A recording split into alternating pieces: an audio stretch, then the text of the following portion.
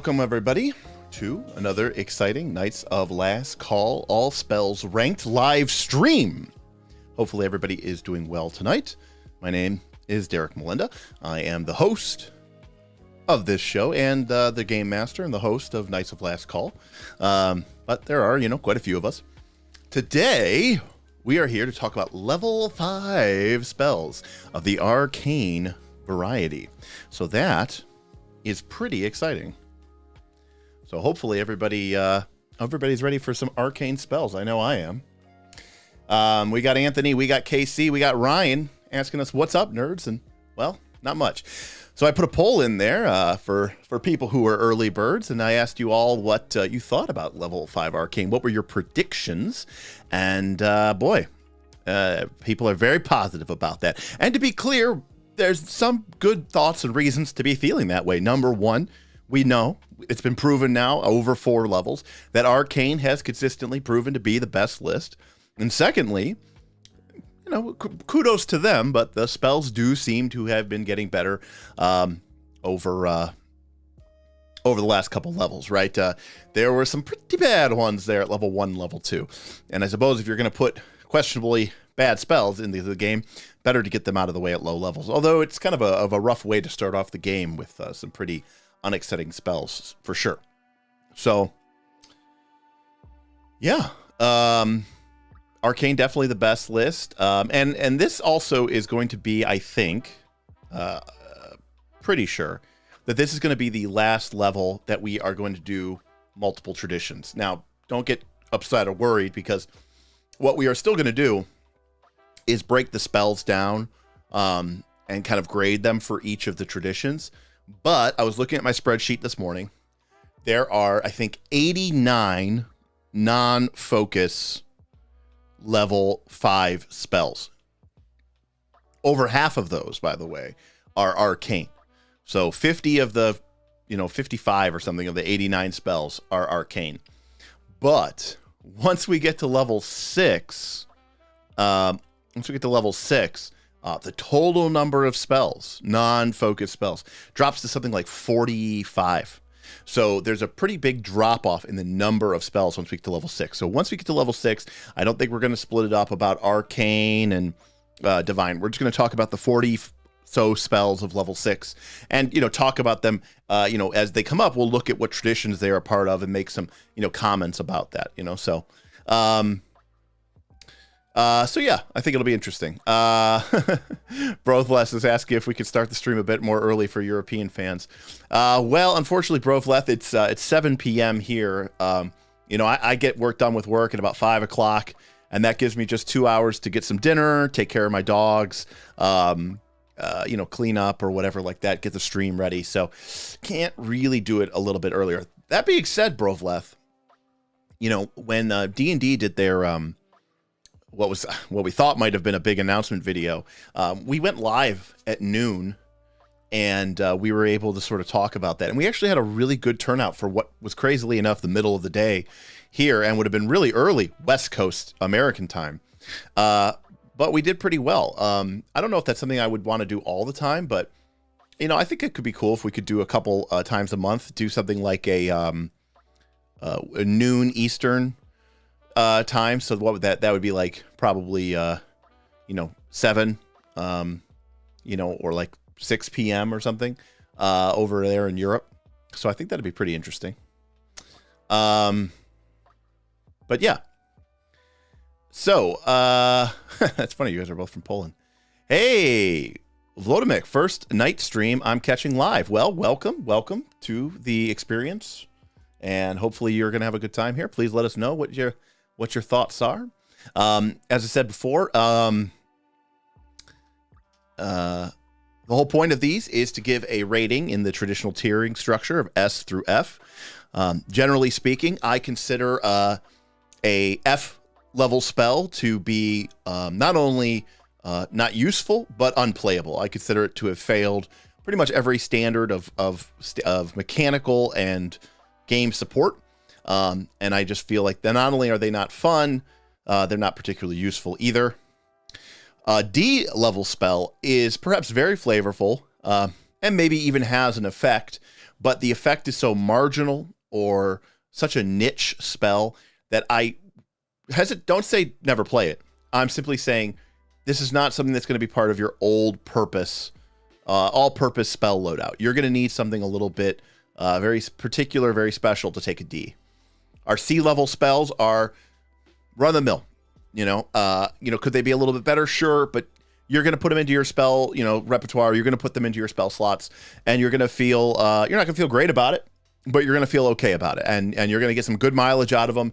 They're going to do what they say on the tin. They're just not going to wow you or blow you away with their effectiveness.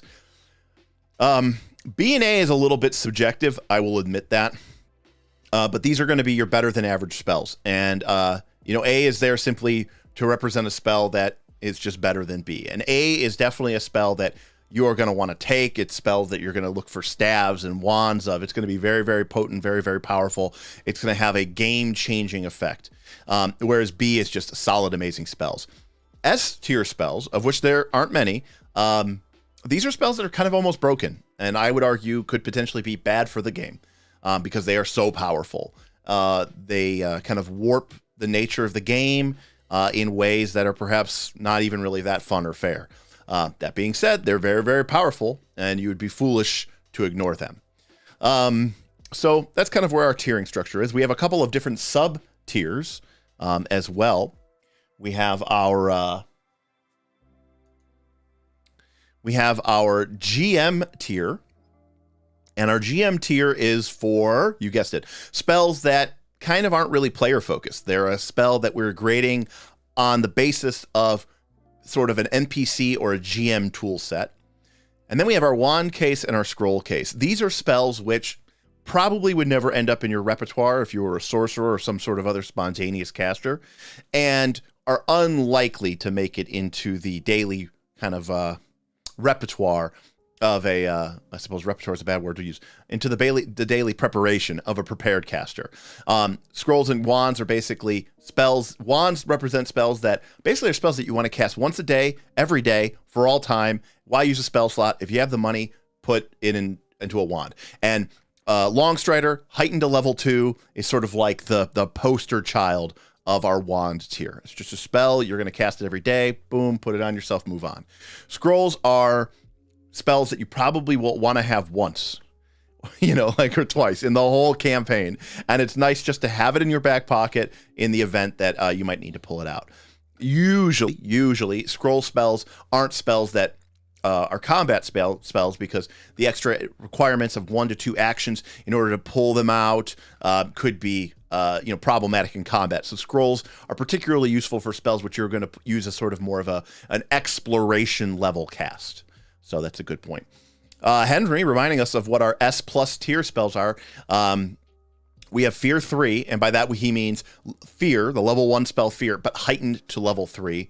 Slow, and Invisibility 4, otherwise known as Improved or Greater Invisibility, which is Invisibility heightened to level 4. Am I missing something? Heroism 6, even though we haven't gotten there yet.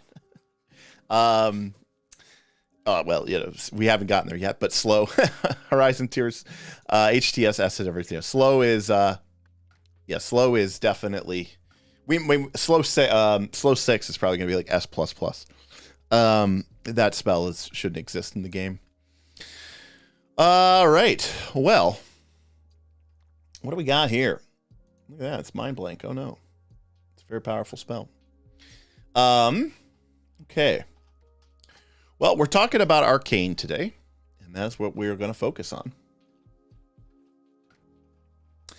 As a reminder, as I get set up here, Knights of Last Call is a YouTube channel. We do a lot of videos about Pathfinder 2 and other role-playing games that I'm very interested in. Unfortunately, Pathfinder 2 is already a pretty niche game, and it can be difficult to talk or do videos about other games, but we are hoping to do more of the latter. We want to bring some other games and talk about them on this channel because I am so passionate about so many other types of role-playing games, and it's fun to talk about and educate everyone about them.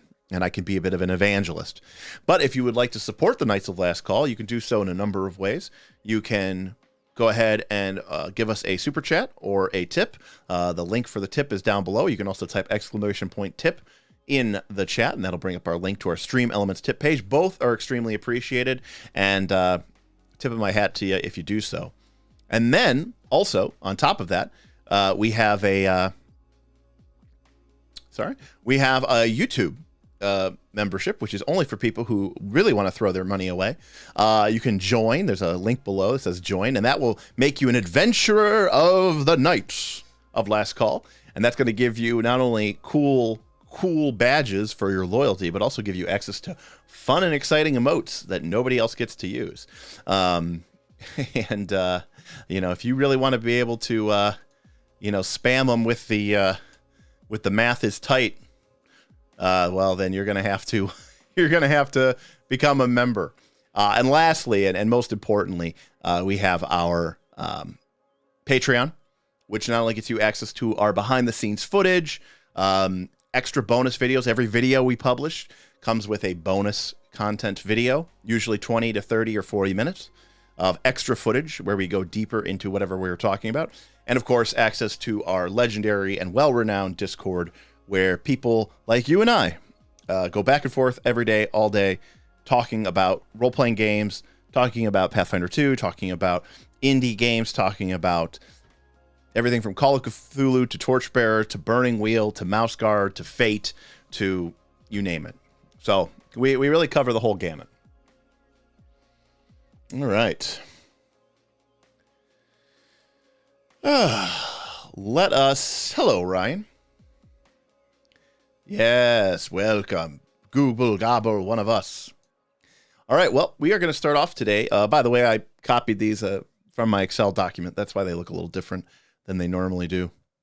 All right, we're going to just do, so we're just going to say here, based preliminarily on the name and the way that these spells usually work, I'm going to guess that this is a C. But we're going to go in, and we're going to see what we get. Here we go. Hey, thank you, Vladimir. Vladimir. I need to turn on my my text-to-speech. I'm going to read Vladimir's thing here in a second, because he should get that. There we go. Sorry about that. All right. So let me read Vladimir's right here really quick. Vladimir's Tip said, question about magic missile and concealment. Does each dart require the DC 5 flat check, or would the flat check be per creature targeted, or even require a flat check? Vladimir, that's a great question. And despite the fact that it would really, really upset people, yes, when you choose a target for magic missile, if that target has concealment, then you need to make a flat check. Furthermore, because you are only choosing the target once, if you shot all 5 magic missiles at a single target, it would be 1 flat check. If you split them amongst 3 targets, all of whom were concealed, you would need to allocate your missiles first. Then for each target, you would make 1 flat check, say DC 5 for concealment, and then you would proceed with the damage from the magic missile. I know that's very frustrating, but unfortunately that is the way it is. And theoretically, there is some ambiguity in the rules which states that if a creature is invisible, about whether or not you can even actually target them at all. The rules kind of suggest that you cannot target them if you do not have line of sight to them. And to have line of sight to a creature, you have to be able to see it. But then it does go on to suggest in a later paragraph that if a creature was hidden or invisible, the GM may allow you to make that flat check instead. So there's a little bit of ambiguity there in the room. All right. Acid Storm. We've got 2 actions. That's good. I was kind of worried it was going to be 3, because I thought it was going to be a conjuration. 120-foot range, 20-foot radius burst, 1 minute. So everything about this, pretty great. But like all these spells, it's going to do 3d8 points of acid damage. And again, we're up to level 5 now. This is Cone of Cold. This is Cone of Cold. It's going for, this is a 12d6 damage level for Cone of Cold. So, we have to really... take this under advisement about how much damage this is doing. 3d8 is not a lot, for sure. In fact, 3d8, you'd have to get them, you'd have to get them for at least 3 rounds, possibly 4 rounds, in order for this to really pay off. And, that's asking a lot in this game. Yikes. Obviously it's a big burst, obviously it's a big radius, but I mean this spell is doing less damage than a fireball, and the fireball is just gonna boom, just do it right away. So can't say that I love it, actually. Yeah, I mean this looks bad even compared to a fireball at level 3. I don't disagree with total entropy, actually. Fireball at level 3 is going to be doing 66, and that is going to be 21-ish damage, and this is going to be doing like 13 or something like that. So it's pretty bad, honestly. This is an example of what I'm going to call a D spell. The reason being, does it do damage? Yeah, it does do damage. But, I mean, you'd have to jump through a lot of hoops to get this to work, right? Again, you guys have to stop evaluating every spell on its ceiling. And I think we talked about this before, but, right, every spell has a best case scenario, a worst case scenario, and the most likely case scenario. And you really do need to consider all 3 of these things. In most, and I mean most, of your Pathfinder 2 games, if this spell got cast, people would take damage from it once and then move out of the area. That is going to be the case probably 70% of the time or greater. So, and in the cases where they do stick around and they do fight it for 1 or 2 or 3 rounds, then the fight's over. And they've finally taken 9d8 damage, which is, and also to the complications of this. Great, all the enemies are in the Acid Storm taking a moderate amount of damage. Well, do you want your allies to take that damage too? So it's kind of frustrating in that regard, right? So I mean the spell's fine, but you're not going to take this over Cone of Cold. So I really don't think though. Maybe you would. Oh boy, what are people saying in here? K-Swiss says, by the way, I looked at the boss doc yesterday. How had the people in the Discord come up with using the clocks on the 4th day kind of late? Though I must concede I haven't thought of them.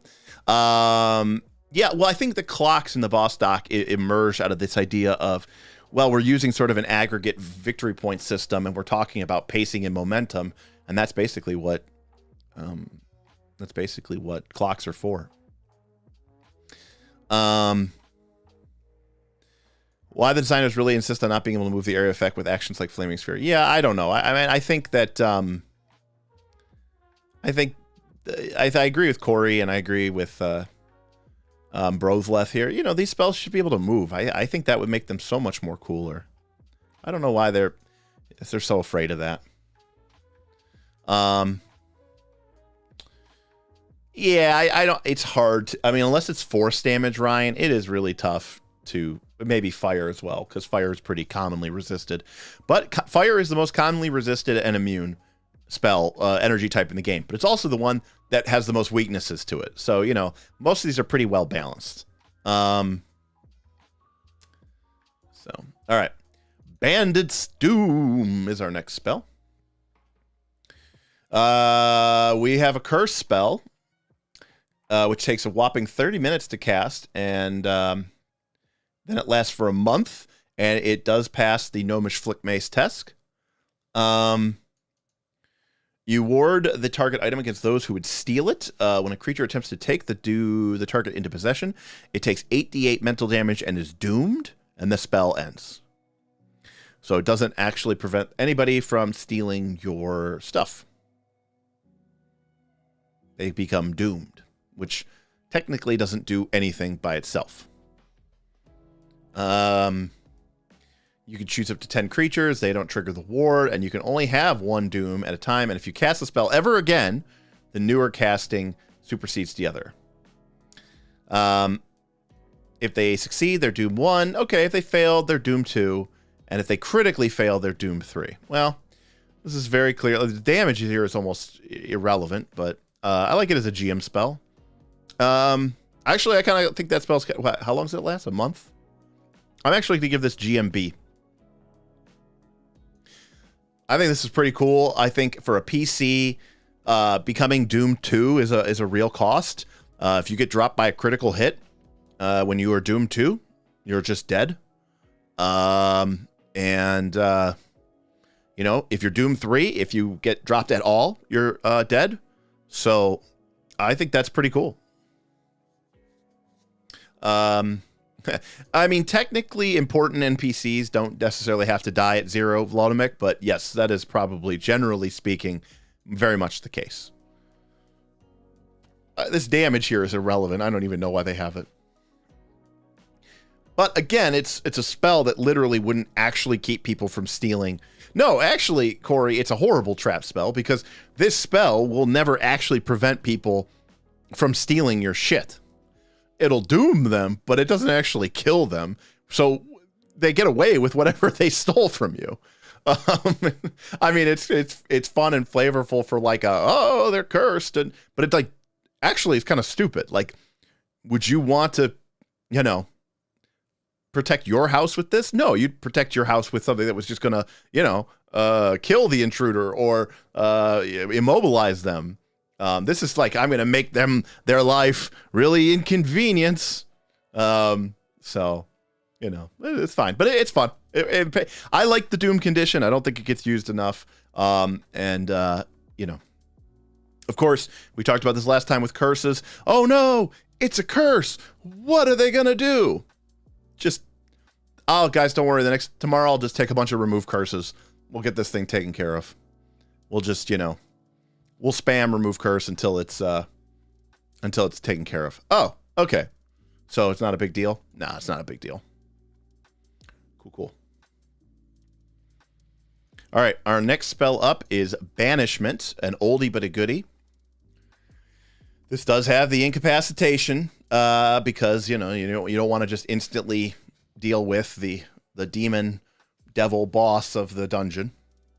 30 feet and targeting a creature that's not on its home plane. So pretty limited in its targeting.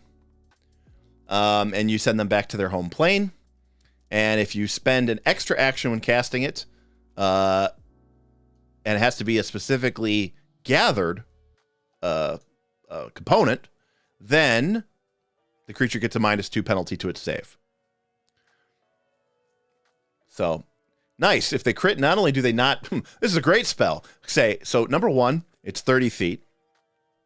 Number 2, the target is a creature that isn't on its home plane. So, we're already talking about a fairly limited spell. So, this spell should, in theory, be the ideal spell for dealing with an outsider. And it is. Because if the target fails, not critically fails, they are banished. Yes, it has incapacitation. But, they're gone. I mean, that's it. Now, granted, if they critically succeed, not only are they not banished, you're stunned 1. So, and if success, nothing happens. So you really don't want to cast a spell on creatures that are higher level than you, because, they're gonna turn those failures into successes. And because they're higher level than you, they're much more likely to get a success, which means that they're going to get a critical success. And not only are they not going to be banished, they're going to be, you are going to be stunned 1. But it is a fail, save, or die. I mean, they're not dead, obviously, but they are banished. And if they critically fail, they can't return by any means for 1 week, which is pretty cool. And if you heighten it up, then you're targeting 10 creatures. So it's pretty specific, but I mean, I think it does what it does. I don't know. Probably a C tier spell because, it's fairly limited what it does. But, failure being banished and banish being mostly equivalent to dead, sort of speak. I think it's pretty good. I would actually say the effect is pretty cool. B, even with its limited, but because of its incapacitation, unfortunately, it's the case that a lot of times in this game, there are certain monster types that you just tend to be higher level than you, And Oliver says, A tier completely alters any encounter with an outsider. If the outsider is lower level than you. If the outsider is higher level than you, this doesn't do much. Because if the outsider is higher level than you, then... they are probably only going to fail this on a 1, which would be a crit failure, which would get upgraded to a failure, and they'll be banished. So it has a 5% chance of actually doing anything. So 95% of the time, when you cast this against an outsider that is higher level than you, it will do nothing. That's pretty rough. And again, it is the case that the spells that you would want to use this on, right? Like, oh, it's a powerful wizard, and he's got 4 lower level, demons, kind of minion mooks running around in the fight, So it's like a severe fight with like 1 wizard of +2 party level and 4 demons of like party's level -2. Yes, banishment would work great on them, but they're already party level -2, right? Like, the fighter is also going to just go up there, dual strike it, and double crit. So it's kind of like, yeah, I mean, it's cool, but it's very good against single targets that are lower level than you. So,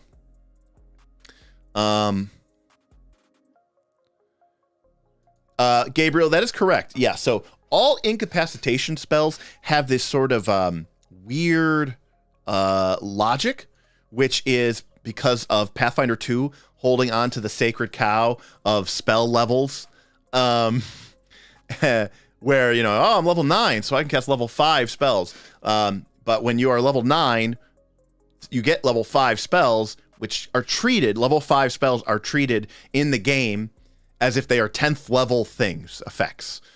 Everything else in the game just has a 1 to 20 level. Oh, that's item level 8. You're level 9. If you're a monk and you use Stunning Fist and you're a level 11 monk, it's a level 11 effect. But because spells are still tied to, 40 years of history, spells get doubled. And so, yes, a high level 5 banishment can technically take somebody out that's 10th level. So, yeah, Code of Cold will just kill all 4. I agree. Yes, and I appreciate that the banishment can target multiple people, but it's really honestly going to be fairly limited. And again, if I'm going into a adventure or a campaign or a fight, and I know that there is a ton of diabolic monitors, lots of stuff like that. Yeah, okay, and then the spell's probably more like a B tier. I mean, the best case scenario for this spell is you're fighting 2 demons. They are, you're fighting 3 demons that are the party's level. So that's level 9, level 9, level 9. And you're level 9. And that's a severe encounter, which, because each of those is 40 XP. And, you're whatever, sorcerer, wizard, which wins initiative, rips off a banishment, creature fails, boom. Banished to their home plan. 1/3 of the encounter gone. That is the absolute best case scenario. So, in those situations, that's fine. I should also note, this is something Vin I don't think is here, but he would note this. It is a will save. And as you get higher into the levels of the game, especially once you cross through the 9-10 threshold and you start going above 10, creatures' will saves get really high. The reflex saves could stay low. Fort saves could get a little bit high, but most creatures at the upper tiers have at least a high, if not an extreme, will save.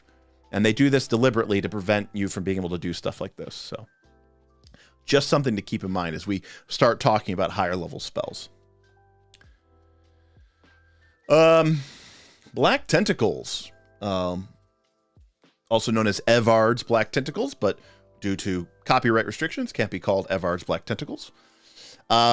It is a 3-action spell because it is a true conjuration, but it's 120 feet, 1 minute, and it's a 20-foot burst adjacent to a flat surface. So you can't cast these in the middle of the air. Yep, just like we would expect from a Black Tentacle spell. You make an area full of oily black tentacles. You have to make a spell attack against the fort DC of each creature, which is weird.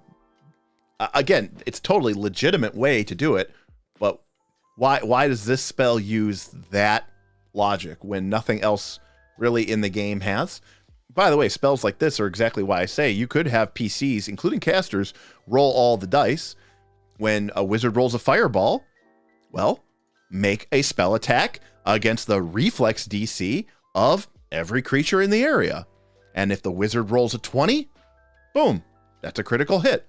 And if the wizard rolls a nat 1, boom, that's like the creature critically succeeded on the save, right? I mean, it's literally the same thing.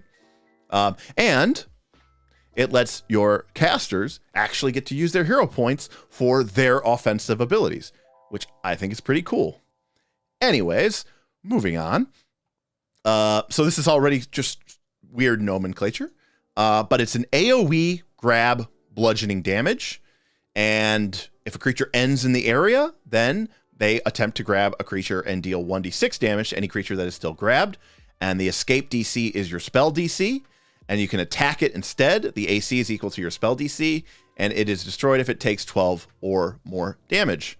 So this is pretty cool. AoE grabbing is pretty powerful. Note that even if you critically hit, it doesn't look like they become restrained. Well, that would be sweet, though.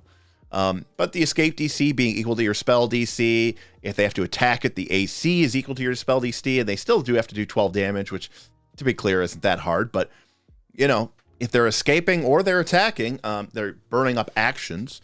And depending on where they are in the area, maybe they can't even get out of the area. So, yeah.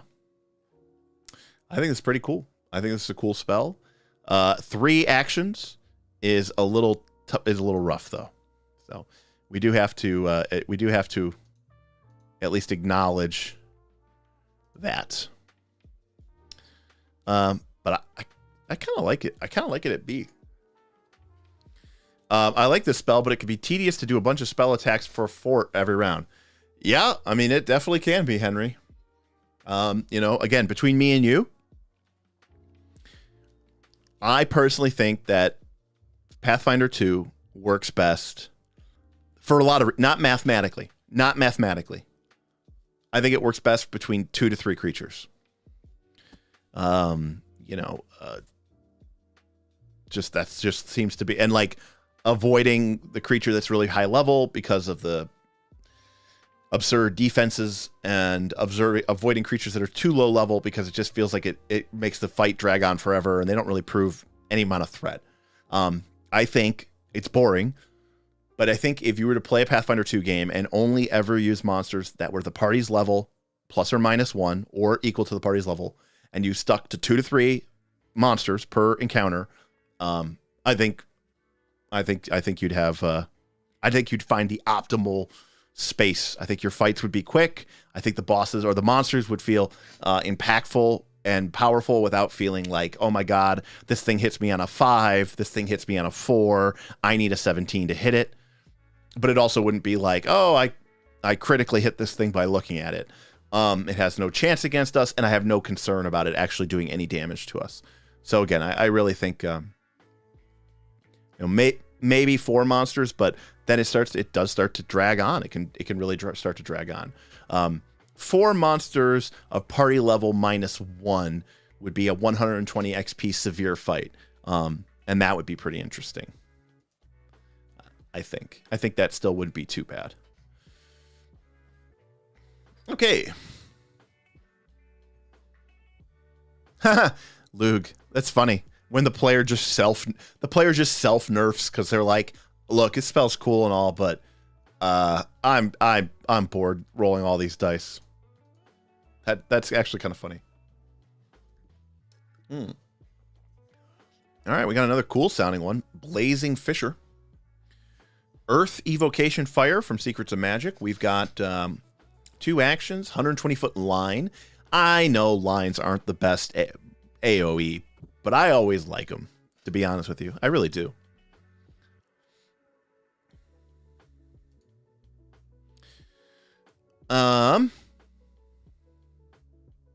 Who doesn't like rolling dice? Honestly, David, I've been rolling dice for a long time. I'll raise my hand. I don't remember which Pathfinder PathTuber said something about minion rules similar to 4th edition that could speed up things for non-relevant comment. I mean, it might have been me. I mean, I've talked about 4th edition and minion rules a lot and why I like them. The problem, not to get off on a tangent here, Lug, but the problem with minion rules is they are very, very gamey. And don't get me wrong, Pathfinder 2 has things in it that are very, very gamey. Battlefield Medicine can only be used once per target per 24 hours. Why? We don't know. That's a very gamey thing. Treat wounds can be used to treat somebody, but once you treat them, you can't treat them again for an hour. Why? Like, it's a game thing. It doesn't make any sense in reality, which is fine because we're playing a role-playing game. But Pathfinder 2 has taken a sort of an in-between path, and a lot of their effects and mechanics still try to be have some sort of foot rooted in reality, or our fake reality, what we would call verisimilitude. And this is sort of a nod to the simulationist roots of traditional tabletop role-playing games. Certainly D20-based games like Dungeons & Dragons. And that means that something like a minion rule, where you have this creature that has 1 hit point, it feels very like a game mechanic as opposed to feeling like real, like a normal monster was. And I think that's why they've avoided them so much. So yeah. Rolling dice is fun, counting dice is hard. I'll agree with that.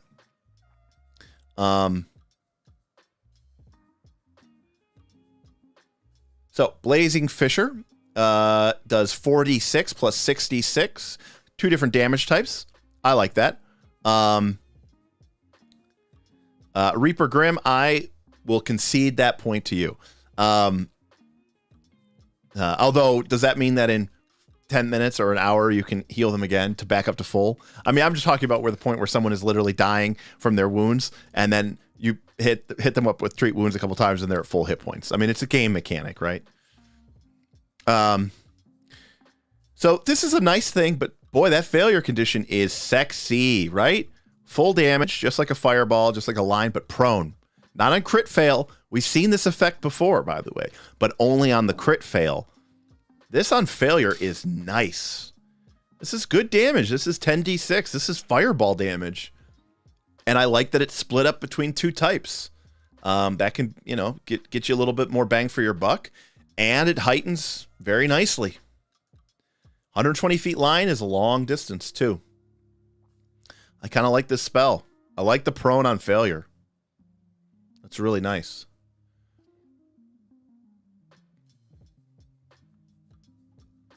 Unfortunately, you can't use it to take out flyers.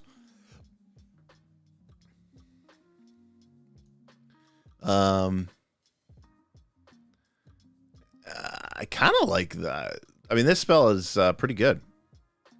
I like A tier for this spell. I think you'd be happy. I mean, it's possible we may need to revisit that, but you know, anytime you can get solid damage along with a good crowd control effect like prone, that's amazing. I mean, number one, you are eating up 2, 3, 4 actions if you're hitting multiple targets and they're failing. You're setting up flat-footeds for your allies. I think that's fine. What happens if you cast this spell when you are flying? Start the line from a point below you. I don't know, Pat. I'm 1,000 feet up in the air, and somehow I'm affecting the ground beneath you. Plus, you know what? This spell probably is actually more like a B+. But it's got a cool flavor. It's earth, evocation, fire traits. You're creating a crack through the earth, which shoots up with a blast of magma, and then it seals up. Like, that's cool. Like, the visual of that, you know, says otherwise. You can hit flyers, nothing says otherwise. Lug, it says each creature along the line and on solid ground. So, if they are not on solid ground, then they do not take the damage or the effect.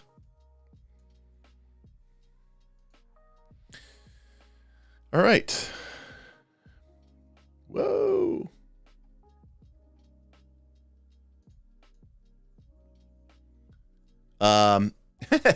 Pathfinder is really sexy and cool, so yeah, an A is deserved. And right. Oh, that's all right, Luke. That's why we're here. We're here to have these conversations. I'm here to drink my white chocolate mocha latte.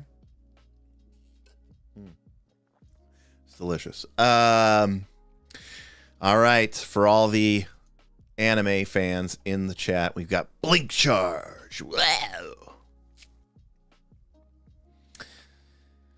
All right, here we go. 60 feet, 2 actions targeting 1 creature. You propel yourself through the fabric of space-time and deliver a blow carrying the momentum of warped space-time itself. Teleport to an empty space adjacent to a creature you can see, and then make a strike against the creature with a weapon that you are wielding. Not only does this strike deal damage, which is nice because that's what strikes do, but it deals an extra 2d8 force damage depending on the results of your strike. If you get a critically success, you do double damage, plus after the strike, you can teleport the target into an empty space up to 5 feet away. You ripple it backwards through space-time. That's pretty awesome. And if you miss, they take 1d8 points of force damage. Yay! Well, these, you know, like, it's bad enough that I critically failed and dealt no damage, but why you gotta do damage to me, too?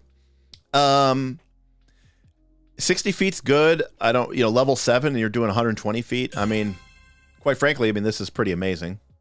Obviously. GM Scott tipped $5. Blink Charge, better than Dimensional Assault. I agree, GM Scott. GM Scott, what do you think, where do you think this one should end up? Obviously, this thing gets, you know, we'll put some colors around it. This thing is for, obviously for, you know, if you're not using a melee weapon, you know, I don't think it's A tier. But for maybe it is A tier. I mean, you're spending 2 actions to move 60 feet and make a strike. right? So it's like, is that a B to me? You know, I mean, because fundamentally, people, fundamentally, this is the sudden charge feat. Okay? Fundamentally, this is the sudden charge feat. The level 1 the level 1 fighter feat, the level 1 barbarian feat, where you get to move twice and make a strike. Right? So it's, I get it. It's more powerful than sudden charge. You're getting to do an extra 2d8 points of damage, and you're teleporting, which, you know, has obviously benefits. So, you know, of course that's better. But is it like that much better? In most cases, I'm willing to bet that the sudden charge is probably going to do the same thing as this, with the exception of the 2d8 points of force damage, which, again, is not nothing. I'm just saying, I don't think, I mean, obviously, whatever we grade this as, we are assuming it is for Magus, right? Like, this is a Magus tier, a Magus spell only, right? Let me put a stroke around this here. Let me put our Magus stroke.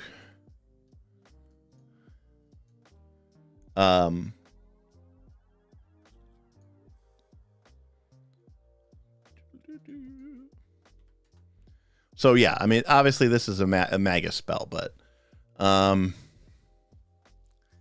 and damage on a miss. I mean, it's 1d8 damage, Chris. I mean, at least it's force damage, but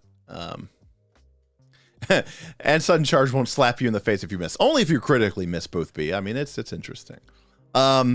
I don't know. I'm going to go with K-Swiss here and say it's a better sudden charge with a 2d8 rider, which I think would make it a C tier spell. But the fact that you could teleport and that has extra, you know, capacity, I think it's a B. I think it's a B. So solid B from GM Scott, B from Patrick. I like it. Thanks, GM Scott, for the tip.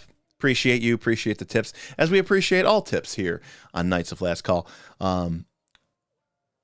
Because that's what enables this to go around. You know, we just started our brand new adventure path this week, and you know, I'm no chump GM. Okay, those players, yeah, they get money for playing, for performing. They are paid employees of Knights of Last Call. So your tips and your support help me produce shows and make sure that my players have the tools that they need in order to bring cool content and videos, and allow me to be right here with you and grooving out and rating spells. Trust me, no sane person would do this. There's 800, something like, let me, hold a sec.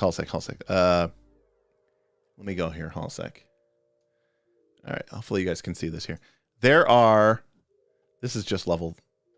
Yeah, this is just, I think, level. There are 500. No, it's more than that. Hold on a sec. There's something like 1,000 spells or something. Sure. It's like, absolutely, if you include all the cantrips and you include all the focus spells, here we go. There are an insane number. There are 1,087 spells in the Pathfinder 2 game. That is crazy. That's a lot of spells, people. I'm just saying. All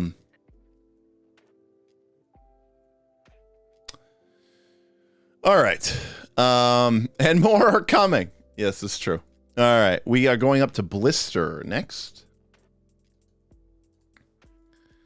Blister is a 60-foot fort save. So 40 more of these streams. You know, actually, well, we haven't done the focus spells, Shadram. So believe it or not, all right, we're going into the weeds here. I'm sorry.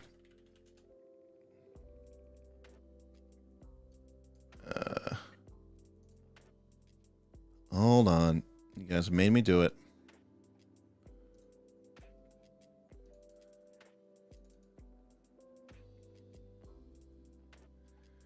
So if we look here at our spells, there are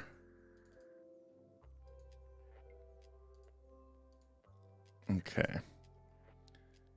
We have okay, so here we go. Sorry about this, but we have 1,086 spells in our Pathfinder 2 game, and you can see that 348 of them, which is almost 30 exactly, which is almost exactly 33%. Oops, they are there we go, 32 point something percent are focus spells. So, a third of the spells in the game are actually focus spells. But we have obviously dealt with level 1, level 2, level 3, and level 4, and that means that we have done a total of 473 spells reviewed so far to date. So that is quite a bit to go, and you can see that including level 5. They do drop off rather considerably after level 5, as one would expect them to do. So we only have 265 to go. So in theory, we should be able to wrap these up in another 8 to 9 streams. And then the question remains, what do we want to do about these focus spells? So, but it is kind of interesting. Ian Ryder, does this include heightened versions? It does not, CJ Pan. This is the level at which it is based. Technically, every spell can be heightened, but if we include a heightenable filter, and we only include spells that can be heightened, the total number of spells that can be heightened is 415. Obviously, focus spells, I think, are always can be heightened, but these are the spells more than half of the spells in the game have a heightening effect, which is kind of crazy, right? Apparently there are focus spells that don't have a heighten effect. Never mind. I stand corrected. I thought they would all have a heightenable effect, but apparently they do not. So I'm sure we do need to go back and we'll clear up some of the spells that we missed. We'll do like a post-mortem show, but anyways, fun Pathfinder 2 stuff. All right, moving on. Blister. Okay. 60 feet, 2 action, 1 minute fort save. They make a fort save. All right. Yes, it is an occult spell. It's another cool bard spell. If they fail, okay, so you're like, oh, they failed. So, okay, they get 2 blisters. They grow a blister. It's a pimple. This is a gigantic pimple. All right. You can spend an action to pop a blister. By the way, it has the concentrate trait, so a raging barbarian cannot pop a pimple. Very important to note. Henry tipped $25. Derek working the pivot table. Show him how it's done, master of Excel. Thank you, Henry, for that generous tip. I never thought I would receive a tip from the internet for my my Excel pivot table abilities, but that is correct.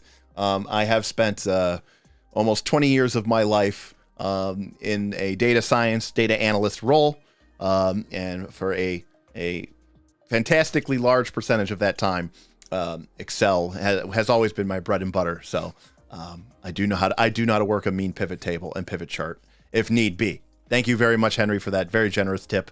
Appreciate you, and we'll get on with the show.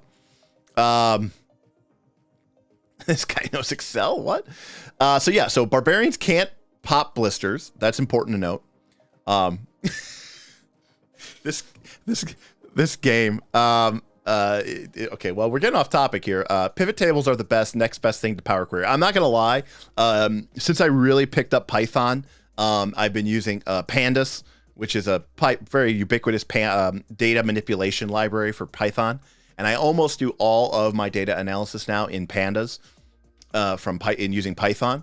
I still obviously go to Excel from here and there, but I don't use it as much as I used to back in the day. But I do like Power Query, but honestly, I think pivot tables are better. I like them. They're simple, they're easy, they're intuitive, they're quick to update, very easy to drag formulas in, and blah blah blah blah blah. So this is what's so funny to me. Okay, I know I'm getting caught up on this one thing. Okay, getting off here again. Pandas in Jupyter is great. Yeah, Total Entropy. I write most of my scripts in PyCharm, but any of my exploratory data analysis, any of my model learning, building, I do in a Jupyter notebook as well. So this is just what's really funny to me about this game. Okay, so they start growing blisters all over themselves. We can see this. Okay, and we'll get into this, but it has a concentrate trait, which to pop it. Okay, note, not the manipulate trait. Okay, not the manipulate trait. Concentrate. Okay, so like if you're like stupefied or something, you know, it's harder to do. But more importantly, it means that a barbarian cannot pop this while raging. Okay, but if the barbarian takes moment of clarity, okay, if they take moment of clarity, then they can harness their inner thought and summon the clarity that is required in order to pop a blister and a pimple on their brain, on their body. That is so funny to me. I don't know why. It's obviously a completely stupid interaction. I know we've been talking a lot recently on our Discord about raging intimidation. If you caught our first episode of our AP, you know that we talked about this at the end.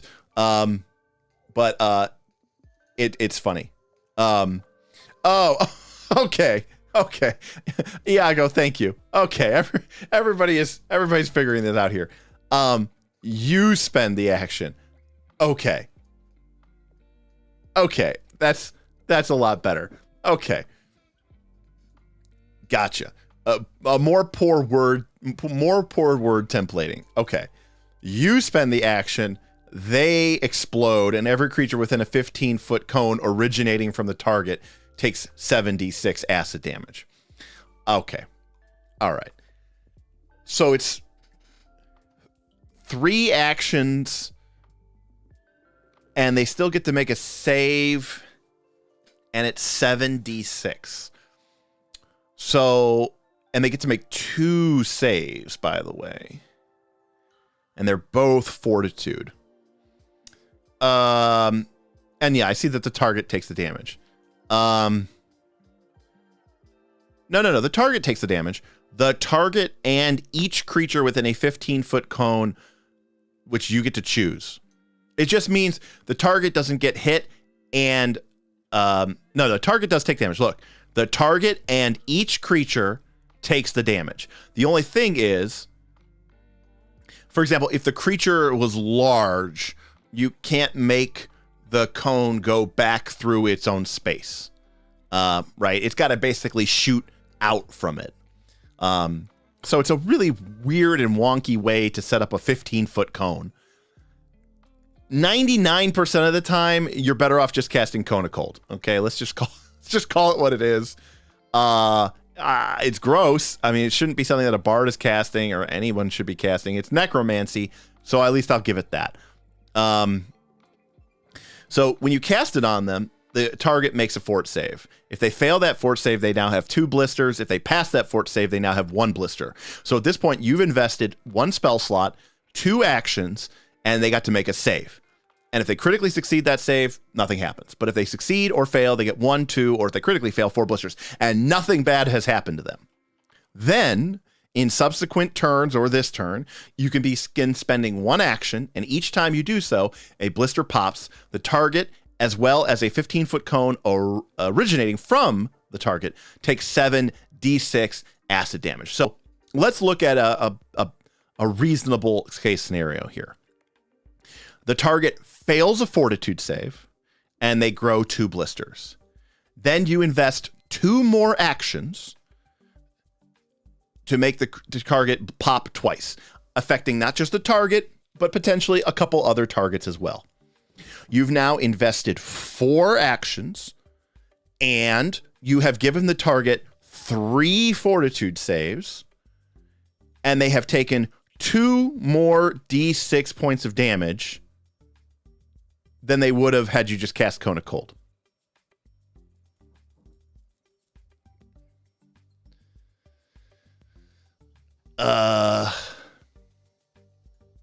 Yeah, I'm just going to put this one at C. D. I don't like this spell. Flavorful and cool. I'll give it that. So maybe get to C just because I'm feeling magnanimous. All right. Blood Feast is our next spell.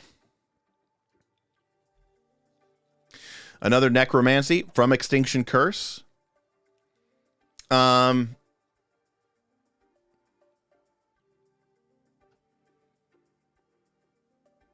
2-action touch.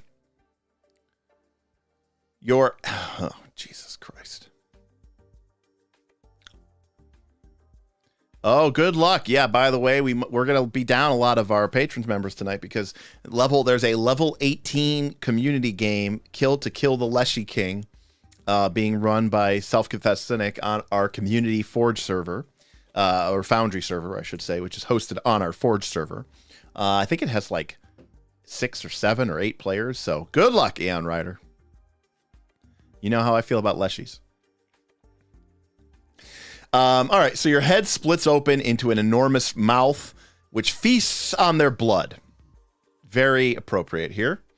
It deals 12d6 points of damage, depending on your spell attack roll. And after the spell, your head sews back together as if it had never split apart. Oh, well, that's nice. I'm glad that your head sews itself back together. You gain temporary hit points for 1 minute equal to half the piercing damage the target takes. If you are a Gug Reaper, increase the piercing damage by 2d6 and increase the persistent bleed damage by 1d8. And it doesn't alter the Gug's appearance. I mean, the damage is okay. You get, it's like you know what this is? Vampiric Touch with a little bit more flavor. Let me see something.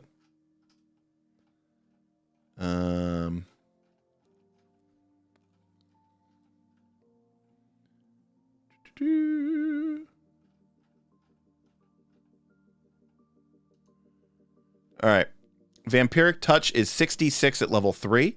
So if you heighten this to 5, it would be 10d6. And it's negative damage. And it's half the negative damage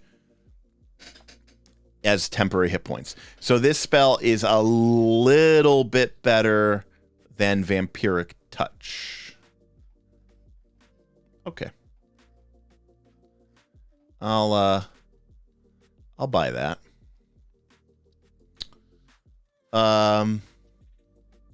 This is Gug tier. I'll be honest with you. I don't know what a Gug is.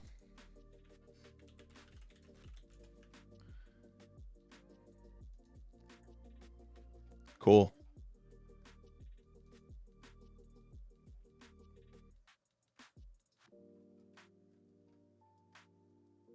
Got it. Oh, okay. We have some minis of this. Actually, we have these minis over at Smith's house. I just never really paid attention to it. Okay. So it's a little bit better than Vampiric Touch. You have to be up close and personal to do this. It's a spell attack, which is against their armor class, as opposed to a fort save. And generally speaking, creatures are going to have better armor classes than they are going to have fort saves. So I'm going to put this at C and...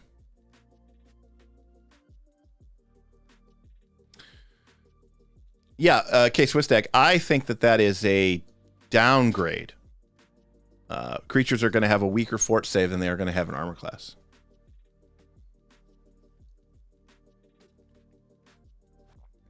Right. You're going to be severely disadvantaged. Creatures are usually going to have higher armor classes than they have fort saves, and at this point, you are probably about 2 points to 3 points behind the the attack progression of the martial characters. So you're going to miss a lot with this spell.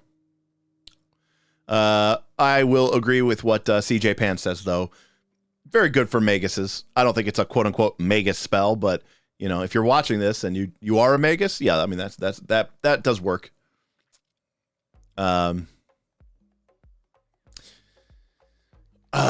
Okay, well, K-Sist Wistak asked for it, so why not? So we've got 10d6 is obviously 35. So this is our Vamp Touch. This is our Gug Touch. And then this is going to be plus 7 damage. So 42 damage. And then all things being equal, let's take a look at our Pathfinder 2 GMG creature rules. Creature creation. All right, let's assume... Here we go. We'll scroll down here. Keep going, Derek. There we go. So let's just assume we're fighting... we'll say we're fighting an on-level creature. We're level 9.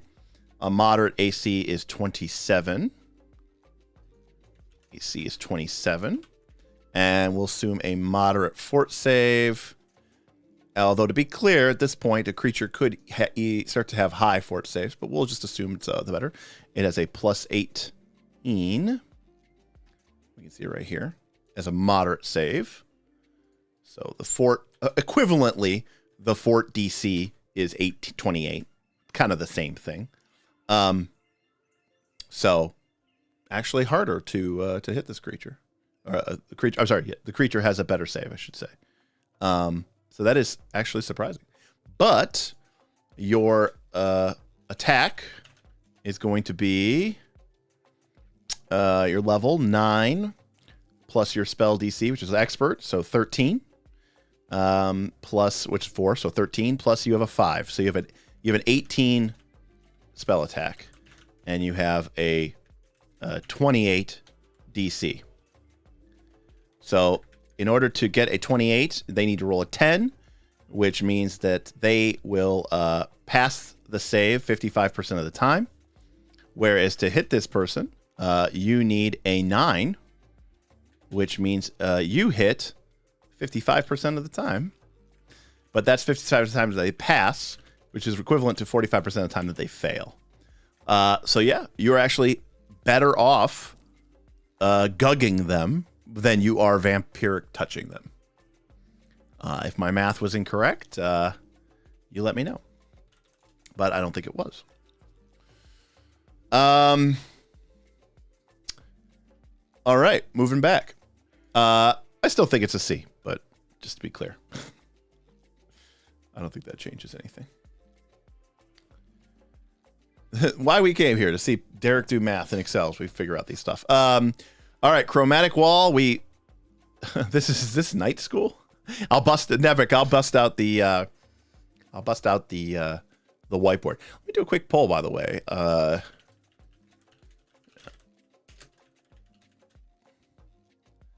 Quick poll for the community here.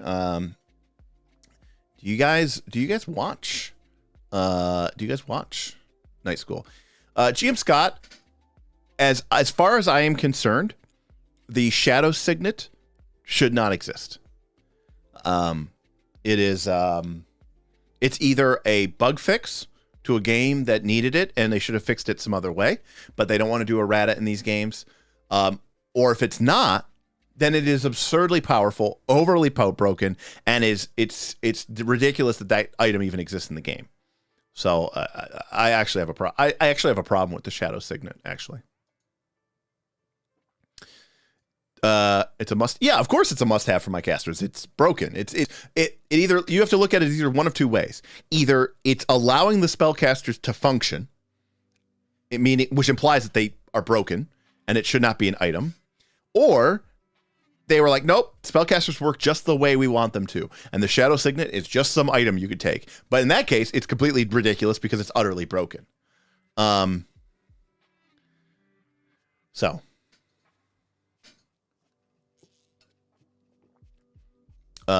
does total entropy, does that imply that the other videos weren't really good? I'm kidding, of course. They were very good. No, I'm just kidding. But all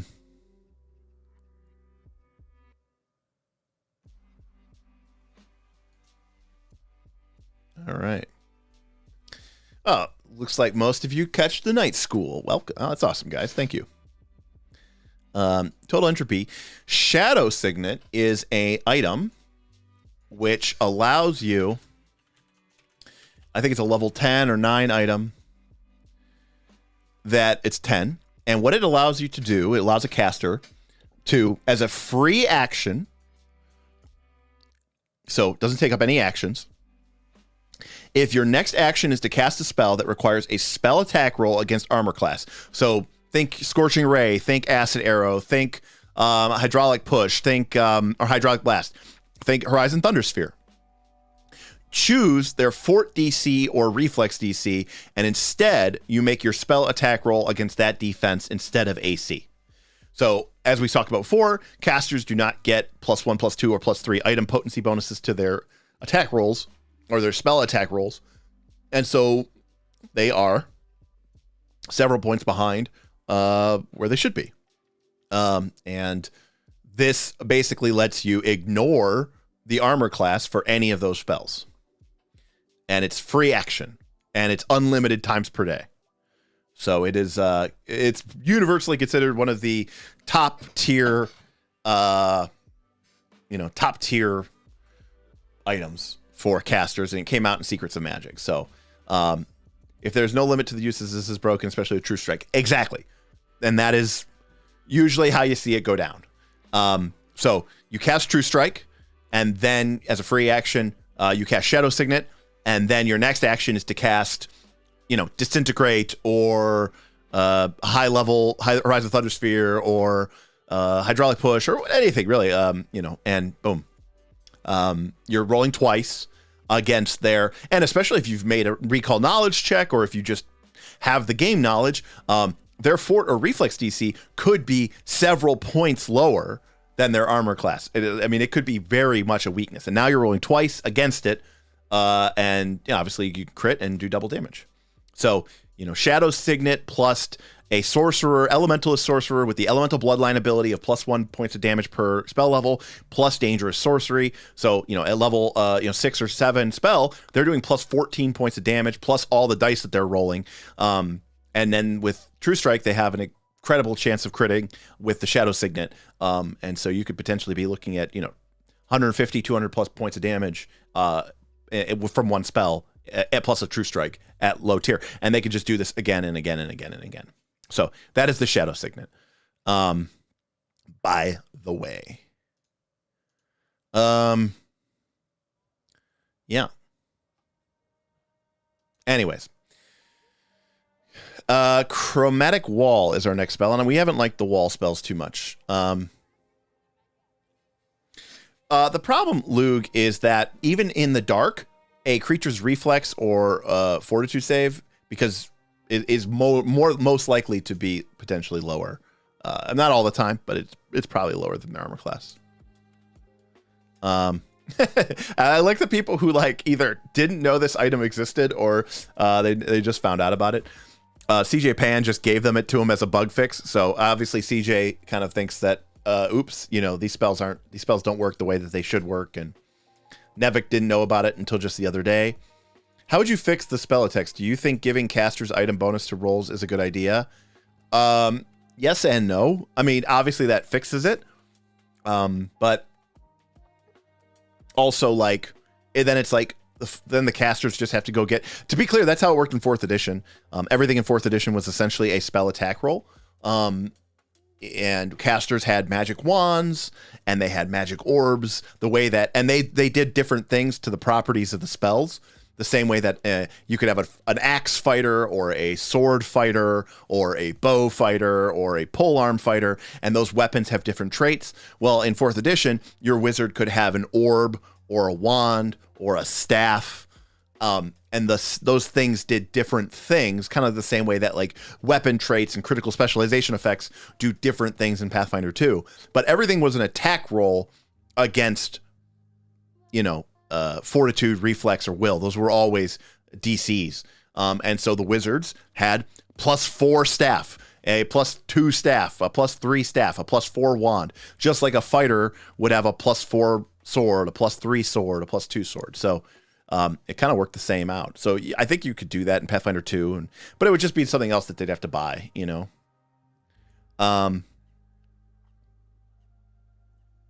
But haven't we complained about the attack roll spells being lame because of attack bonuses being low? This solves more or less what's the problem. It's not that it's not the question, Lug, is was that deliberate? Did they put they knew what they were doing. They obviously did not want casters to be able to hit as accurately as the martial characters. Otherwise, you would have seen item potency bonuses for attack rolls. Full stop. So if you assume from a baseline perspective that they did not want casters to be able to do that, then along comes this item, which essentially does that, and it becomes this must-have item. And so either way you look at it, it's just it's broken, or it's a bug fix. In which case you shouldn't have to tax the caster 1,000 gold as soon as they can afford it for a shadow signet. This should just be what casters should get from the whole time. Now, personally, I think all range touch spells, all spell attack spells should just target reflex DC, because it doesn't matter how armored you are. What should matter is how dexterous you can shoot, right? Like these spell attack rolls, you know, are like, pew, they're like laser beams. They're like Cyclops' eye blasts. It should just be an attack roll versus their reflex DC every time. And there might be characters like a very nimble character, which are hard to hit because their reflex DC is high, and that feels right, even if it's higher than their armor class. But you might have a creature who has a really good armor class because he's thick, heavy hide and stuff like that. But that doesn't help. That might help you against swords and arrows, but it doesn't help you against magical bolts of death. And so everything should just be against reflex DC. Full stop. And it just feels thematically correct. So that's how I feel.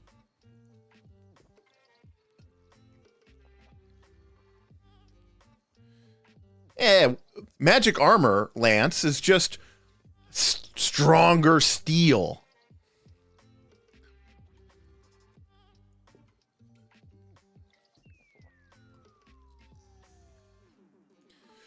Well, no, but for a spell like fire, I'm not saying get rid of saving throws. Like if I cast charm on somebody, like I mean in 4th edition, if I cast charm on somebody, yes, I rolled a d20 and I had to beat their will DC. I'm talking specifically in Pathfinder 2, where you have 3 categories of spells. Reflex saving throws, which are usually AoE explosion type spells, your lightning bolts, your fireballs.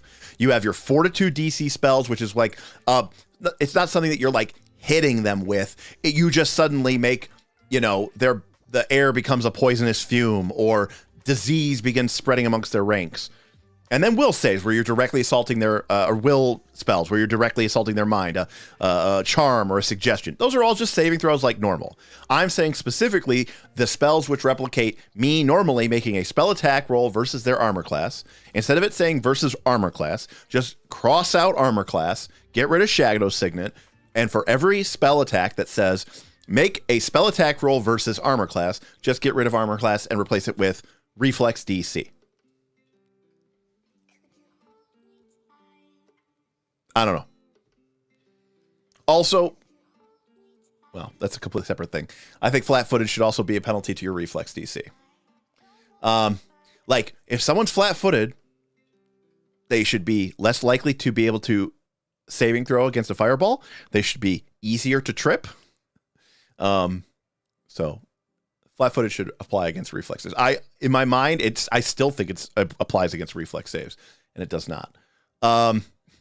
So it's like, it's a good thing that Foundry does the math for me, because I would be applying that shit all the time. All right, we got a topic here on Chromatic Wall. Let's give Chromatic Wall its due.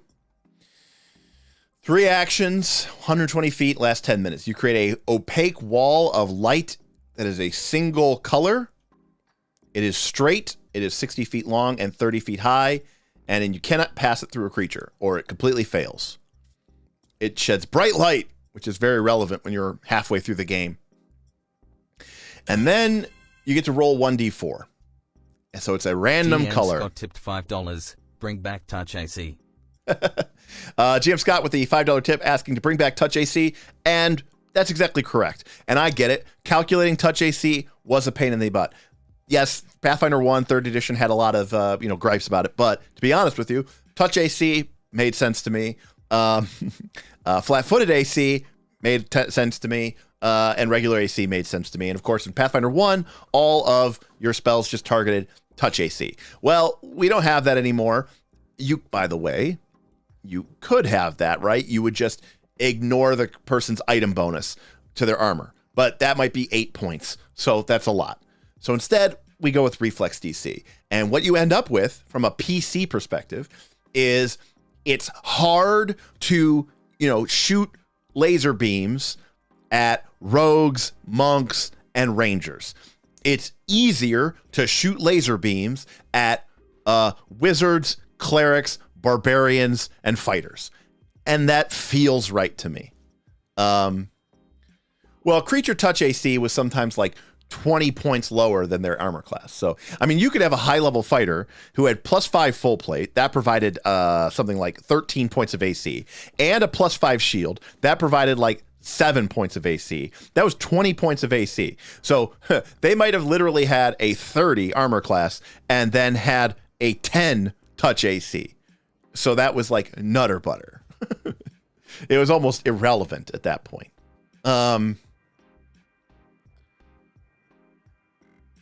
Brovleth, I completely agree with you. One of the things that we have been experimenting with on the Knights of the Last Court Discord is a system that I talked about a long time ago, and one of our members actually sort of developed into a workable system using glancing hits, where spells do essentially half damage on a miss. Agreed, total entropy, and that's why you just use Reflex DC, and I think it gets you there most of the way. And it kind of doesn't matter anyways, because once you get Shadow Signet, you're never targeting their armor class ever again. You're targeting their reflex, and sometimes their fortitude, which doesn't even make sense. That doesn't even make sense. I'm shooting a beam at somebody, and the thing that's in question is this going to hit them or not? Why would it ever target their fortitude? It doesn't even make sense. Okay, anyways. We've been massively distracted, Shadram. All right, you know how I feel about chromatic effects, rolling in D4 randomly. You have no idea what this is going to do. So you're like, hey, we're fighting a opponent. They have a lot of ranged weapons. Look at this. Red destroys all ranged ammunition, such as arrows and bolts that shoot through it. Oh, shit, I rolled a green. Well, guys, this is going to stop toxins and gases. Okay. Could be 30 electricity damage. Could be 10 poison damage. You have no control over this.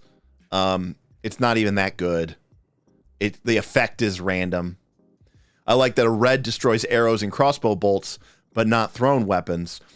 And an orange destroys thrown weapons, but not arrows and crossbow bolts. So it's completely nonsense.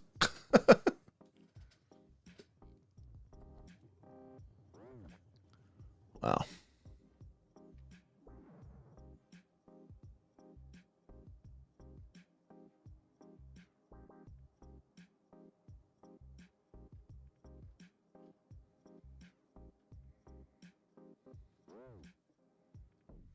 Yeah, this spell's not very good.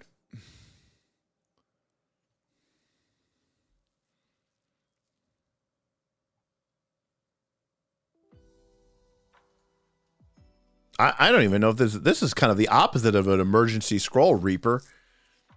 Because you're like, I have no idea what effect this is even going to give me. I think it's an F. Kevin hit it out of the park on this one. Kevin, next time you're playing Pathfinder 2, tell your GM that Derek from Night's Last Call told you to give him a hero point. It's supposed to be that if you can make a choice, it's weaker, and if you don't get to make a choice, it's worse. They've Paizoed it up and made it both not have a choice and be weaker. This spell is actively pretty bad. So that's a complete failure on Chromatic Wall. And that brings up our next spell. It's still on the color jam. We've got Cloak of Colors, which is 30-foot, 1 creature for a minute. So we got like a standard combat buff here with an illusion and visual. A cloak of swirling colors shrouds the target. Creatures are dazzled while adjacent to it. And attacking the creature causes... So, by the way, note that if they are not adjacent to the creature, they can make their... they can shoot at it just fine. No concealment. But if they are next to the creature, they are concealed. That's a little wonky. And whenever you hit them, you have to make a will save. Okay, I like this. This is another smart example, like Phantasmal Killer, where they've split out the really powerful effect into its own subcategory, and that effect has incapacitation, whereas the failure condition of being blinded for a round is not affected by incapacitation. And I do like that. Now, of course, unfortunately, this would be much cooler if it said that a creature that is targeted by, it still would kind of work up technically the procedure. It would be cooler if you got blinded before they actually got a chance to hit you. Because think of it this way. I'm surrounded by this swirling cloak of colors. It doesn't do shit to help me. Like, they're still going to hit me. And then only when I get hit is there a blinding flash of light. And then they become blinded after they did their damage to me. So that kind of sucks.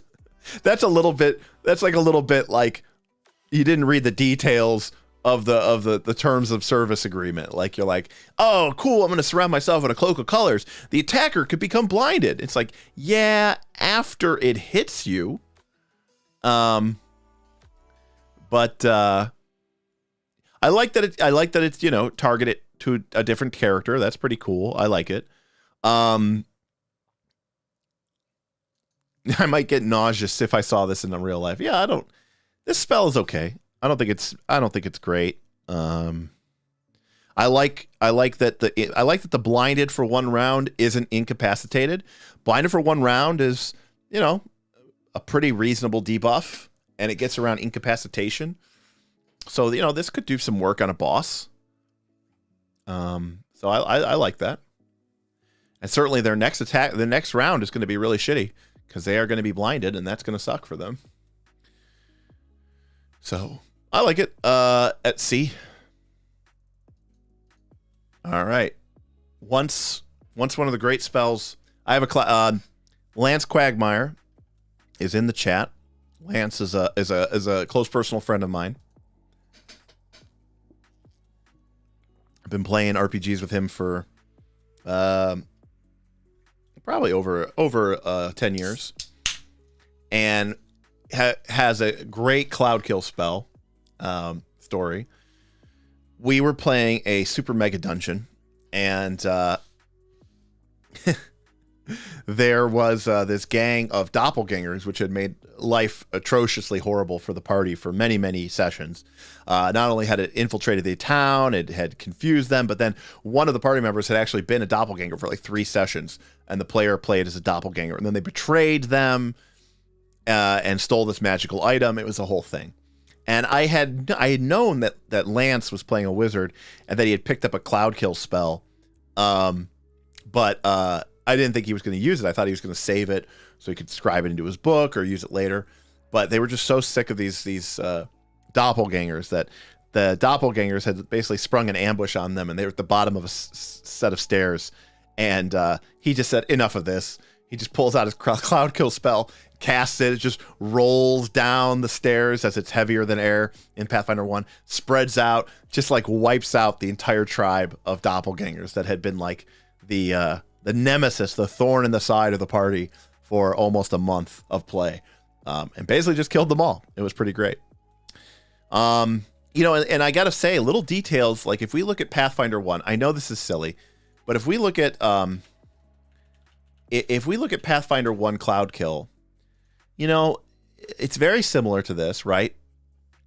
You know, all this nonsense here about, you know, generates a bank of fog similar to fog cloud, except it automatically kills any creature with 3 hit dice or fewer, no save.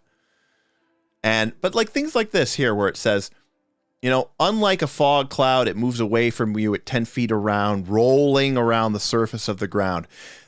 Because the vapors are heavier than air, they sink down to the lowest level of the dam, even pouring down into sinkhole openings, right? Like stuff like that it's cool. It's fun, you know? And you know, this spell doesn't do that. This spell is a 3-action, 20-foot burst. It does some damage. It doesn't move. It doesn't sink. It doesn't flow across the land. It's basically literally obscuring mist.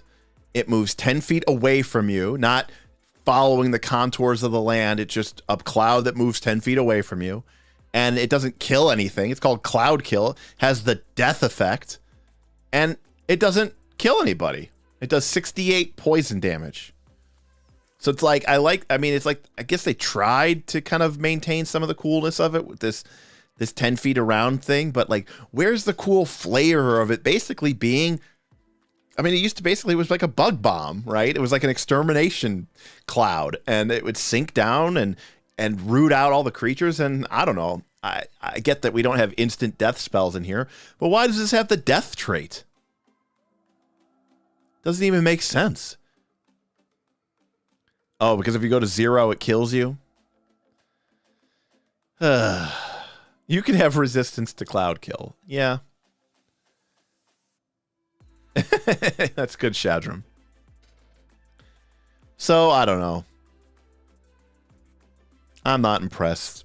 It's 3 actions. It's less damage than a fireball.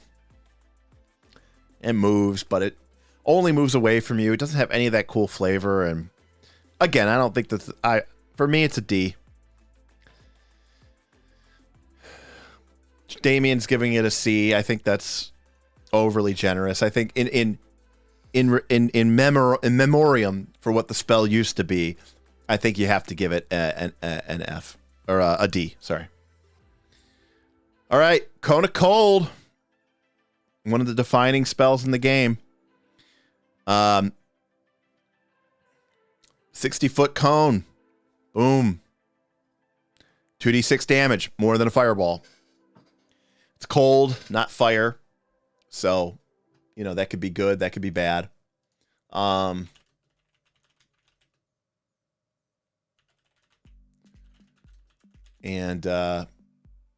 you know, if we look at here at this dock, bringing this one online here. Oh, here we go. Sorry. We could see here that weakness to cold is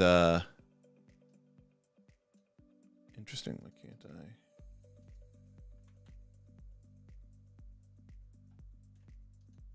Sorry. Why can't I see this? This is weird.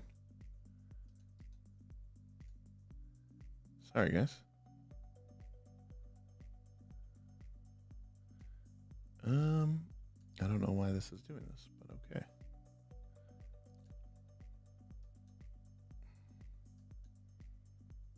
Interesting.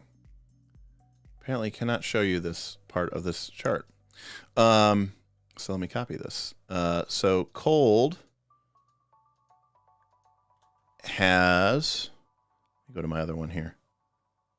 Oh, you know what? Here, I'll do this. Boom. There we go. Okay, that's much better. All right, here we go. So we can see here that cold, when we're talking about, you know, end of the game here. A fair number of creatures are weak to it. Not as much as fire. So, but, if you look at the other energy types, you can see that for the most part, the only thing that we're talking about when we talk about weakness, it's cold and fire. There's almost nothing in the game that is weak to anything else in the game. So that is something to keep in mind. And then we also need to consider resistance. You have 55 creatures that are immune to cold versus 109 that are immune to fire.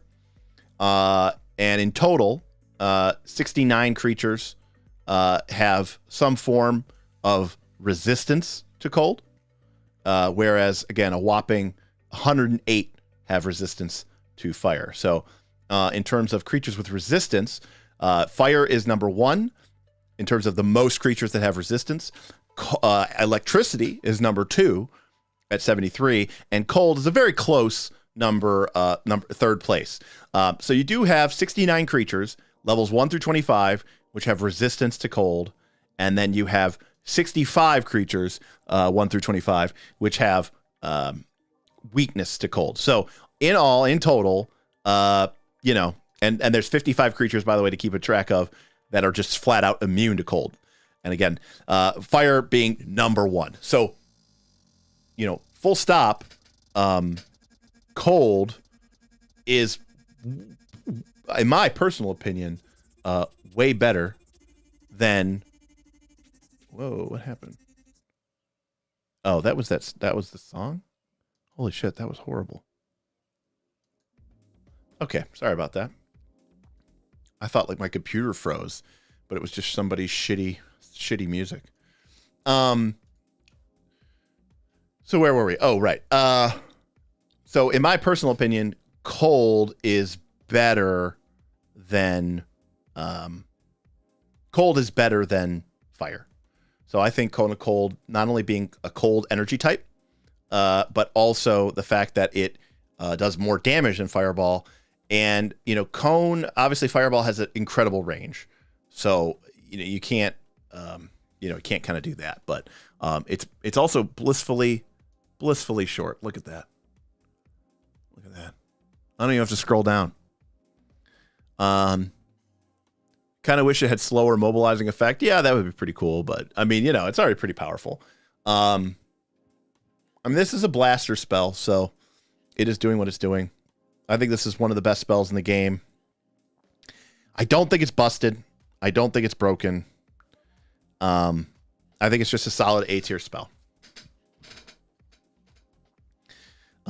Fireball is still S because of its incredible range. This is like an A plus spell, though. This is like very close to S, but it's really, really good damage. It's really, really impressive damage. All right. So we got about 30 minutes left here in our stream. As a reminder, you're free and welcome to check out our Patreon. Our Discord is pretty hopping. We've got a ton of events going on there. We have our Northern Reaches game, which is our community mega Pathfinder 2 game, where everybody plays in a living, persistent, breathing world. It's like Pathfinder Society, but mixed with an MMO, mixed with actual human GMs who run the game and respond to what your players are doing. We also have our community games, which is like going, on. No, Brodleth, we go to 9 o'clock. Just kind of taking a break, taking a quick break for ads. So if you're interested in checking out our Patreon, I would highly recommend it. We have a Squire tier, which is only $3 a month. That'll get you into the Discord, but it won't get you any of the other benefits. But it could be a good way to kind of check it out. If you want to see our bonus content, if you want to be part of our Northern Reaches game, then you have to come in at a knight level, which is $5. But we also have a champion tier and a hero tier if you really, really feel like supporting us. And those tiers have extra fringe benefits as well. So Damien's like, I haven't even made it. Like our Patreon has so many things going on in it that not everybody even gets a chance to do everything in it because there's too much to do. It's actually pretty sweet. So definitely check it out. Link below, patreon.com/Knights of Last Call. All right, our next one is Control Water. Well, it's 2 actions, 500 feet. It's 50 by 50 area. And you impose your will upon the water, and you can lower it by 10 feet. And any creature that is made of water gets hit with a slow spell. So Control Water used to literally be able to, like, drain lakes. 10 feet is not impressive, and this doesn't heighten. Blech, that's gross. GM Scott tipped $5. Control Water is a great party spell. Hey everyone, watch me fill a swimming pool with this glass of water. Dump casts harder. I mean, here's the thing. It doesn't actually say that you need to cast this on water. So, I think this spell is pretty bad. Not because it's Control Water, but because of what it isn't. And again, maybe I'm misremembering. So let me take a look. Sometimes that happens. All right, here is our Control Water effect from D20. The volume of the water is 10 feet per level by 10 feet per level. So you're talking about like a 40 by 2 feet per level. So yeah, you are talking about per caster level, by the way. So at level 8 or 9, when you would get this spell, you could, drop it by 20 feet or 30 feet. And the effect of the side would be like 100 feet by 100 feet or 90 feet by 90 feet. It is, interestingly enough, by the way, there's no duration here. So like Control Water in the old days, it said that, if you cast it like in the middle of an ocean, it would like just create like a big square depression. So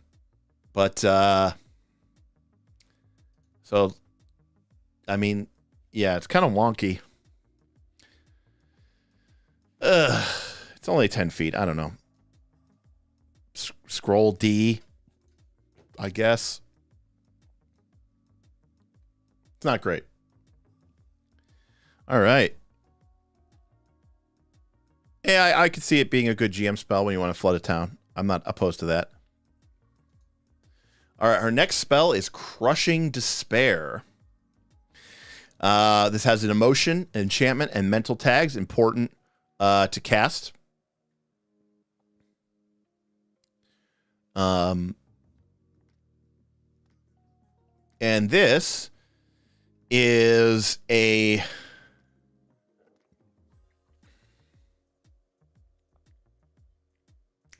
weird spell. So it's a cone, and if they succeed, they can't use reactions. And then at the start of their turn, if they fail, they are slowed 1 for that turn. And if they fail, they can't use reactions for 1 round. And then if they fail another save, they are slowed for 1 minute. So it's an early AoE slow, but they get 2 saves against it, and it can never slow them 2. And if they critically fail, they just go straight to the slowed 1. This is not as good. It's multi-target, but it's not as good. I also agree that this is actually an extremely flavorful bard spell. But slow is a very powerful effect. And more importantly, even just like with slow, if they succeed at slow, they're slowed for a round. And it does target that will save, which is nice, and it's multi-target. And we already know how good slow is, right? Slow is S tier. This is AoE. It has an effect on success. Now, keep in mind, though, if they fail the will save, okay, the initial will save, if they fail the initial will save, they lose their reactions for 1 round. And then they make another attempt at the start of their save. And if they pass that save, they're fine. Right? The fact that they failed the initial save doesn't actually matter. Right? The only thing that this affects is the secondary effect. And the secondary effect only triggers if they fail the second save. In order for them to be guaranteed to be slowed 1, then they have to critically fail that initial save. So there's a very real chance, basically, in order to get them to be slowed 1 for 1 minute, they have to fail 2 will saves in a row. So even if you assume that the creature has a 50% chance of passing or failing your will save, the odds that it is going to pass or fail back-to-back will saves is only 25%. So the world in which you end up with a creature getting 1 minute of slow is 25%.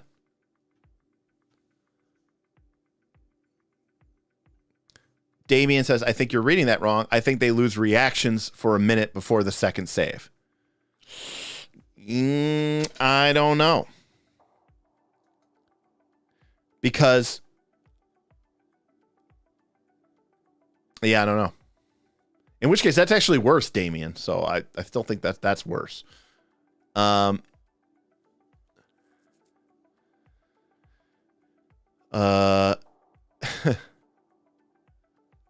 like that it's multi-target, but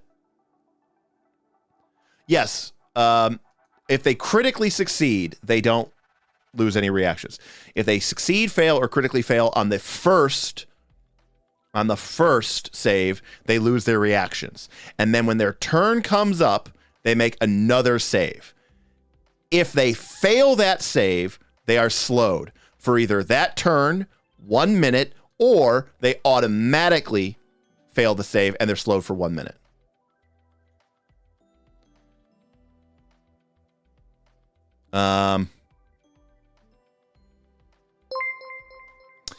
Okay. You read it the same as Damien. So you lose reactions for a minute, and then each turn they make a save. And if they fail that save, they are slowed 1 for that turn. So they would be making a save each turn at the start of each turn. That's really annoying. I'm not a big fan of this spell, regardless. It's a lot of dice rolls. It's inconsistent. You don't know what you're working with. You're having to roll a save each turn. And slow is powerful, though. So I still think this gets a B or something.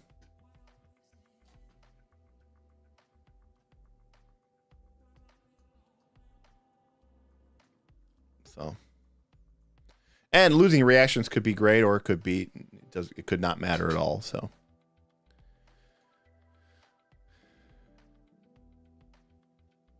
oh, Lampley, that's a good point.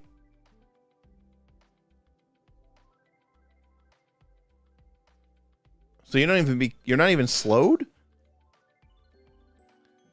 Right. Because like if you haste yourself, right, that doesn't affect it. But if you become slow during your turn, do you lose those actions? I don't know. That's an interesting question. There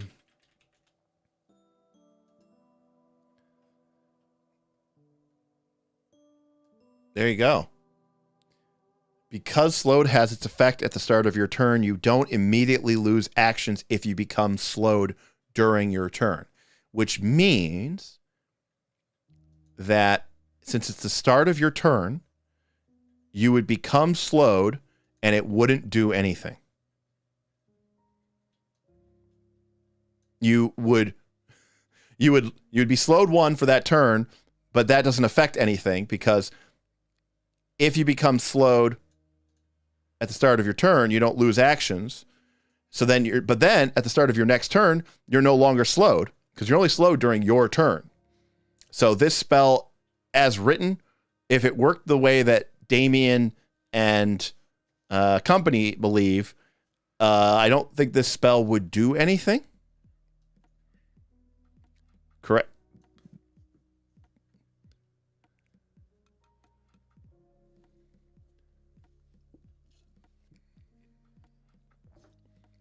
I mean, yeah, but I mean, Damien, if I slow somebody, slow one from like a weapon or an effect that slows on a hit, and I do it with a readied action, or an attack of opportunity on another creature's turn, and it makes them slowed one for their turn, I mean, it doesn't do anything.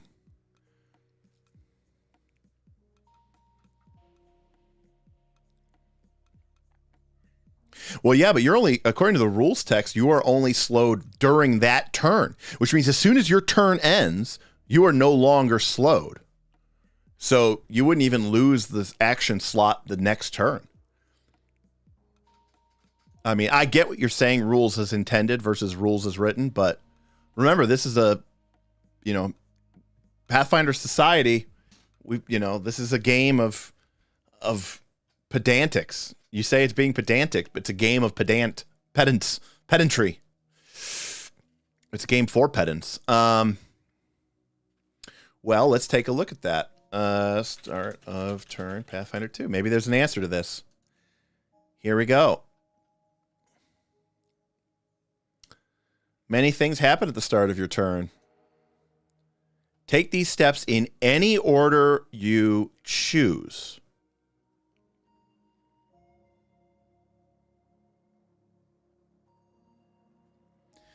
All right, here we go. Okay, here we go. The last step of starting your turn is that you regain your 3 actions. So there we go. So that effect, which triggers at the start of your turn, you could do in any order, but then you would fail that save, become slowed 1 for that turn, and then the final step of your start of turn phase is always to regain your 3 actions. And at that time, you would be slowed 1, and you would lose your action for a turn. So, there you go. See? It works, but don't just go, oh, it's rules as intended. No, like I've spoken with Mark. You've seen the videos. We've talked offline. Like they wrote this game so that grubby little rules lawyers like you and I can't ruin this game for people playing it down at the local card shop, playing, at the local gaming store, playing in their Pathfinder Society game. Well, excuse me. Like, no, they really tried to cover every base here, and things work the way that they work, I guess. Anyways, so long story short, the spell does work. I still think it's probably worth a B, just because it's powerful in that respect. Correct, Shadram. That is also correct. Okay, Drop Dead is our next spell. And we'll probably do a couple more here. It's a trigger action, reaction, which is cool. And a creature within range is hit by an attack from an enemy. So if a creature is hit within 120 feet, that target appears to fall down dead. But they're actually invisible. And it looks like a corpse. And it has a believable fatal wound. The illusion looks and feels like a dead body. And if the target's death seems absurd, for example, Barbarian at full health appears to be slain by 2 damage, which is an interesting question because do you know how many hit points a creature has by looking at it? The GM can grant the attacker an immediate perception check to disbelieve the illusion. If the target uses hostile actions, the spell ends. This sends the entire spell, so the illusionary corpse disappears too. Yeah, that's brutal. I mean, it's great it's a reaction, huge range. It sucks that you have to sustain it, but it could buy them some time, and it could easily prevent a second or third attack from a really powerful action. And although it is sustained, I like that if you heighten it to 7, it basically becomes greater invisibility. This spell seems pretty sweet, honestly. Kind of like this spell. I like that it's a reaction. I like that you can hose somebody. Obviously, they get an immediate save if it's pretty crazy, but, you know, if a rogue or a wizard or something gets hit by a reasonably powerful attack, and you know, oh, yeah, they go down, they're dead. You're like, oh, shit, okay. Fun for the players, fun for the GM. I think this spell's pretty cool. I don't know. My temptation is to say B, but it's possible that it could be an A tier spell, but I don't know. I'll go to the polls. Go to the chat. All 38 of you. Drop dead. All right. Everybody vote.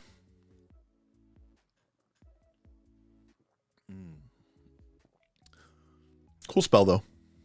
Fun, flavorful, very illusion-y. By the way, not an occult spell. Not an occult spell. It's a divine spell. What are these people smoking? How is this not an occult spell? This is the most bardic, weird, trickster spell that we've seen yet. And somehow, not only is it not occult, it's fucking divine? Yeah, Abuelo, correct.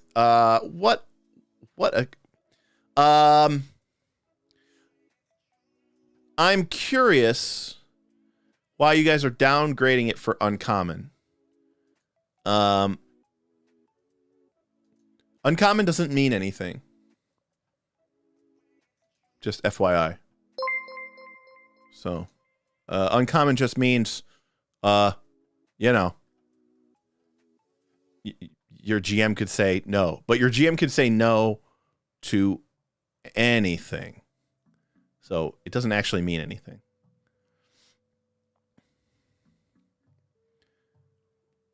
Right, but the rules also specifically state that GM can, rules as written, also ban anything that isn't uncommon. It literally says the exact same thing. So, I mean, there's like 30 or 40% of the spells freaking in the game have the uncommon tag because of detect magic. Detect alignment has the uncommon tag.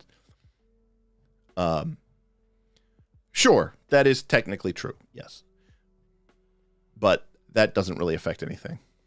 I completely ignore the uncommon trait. I don't think it makes any difference one way or the other. You guys play with some okay.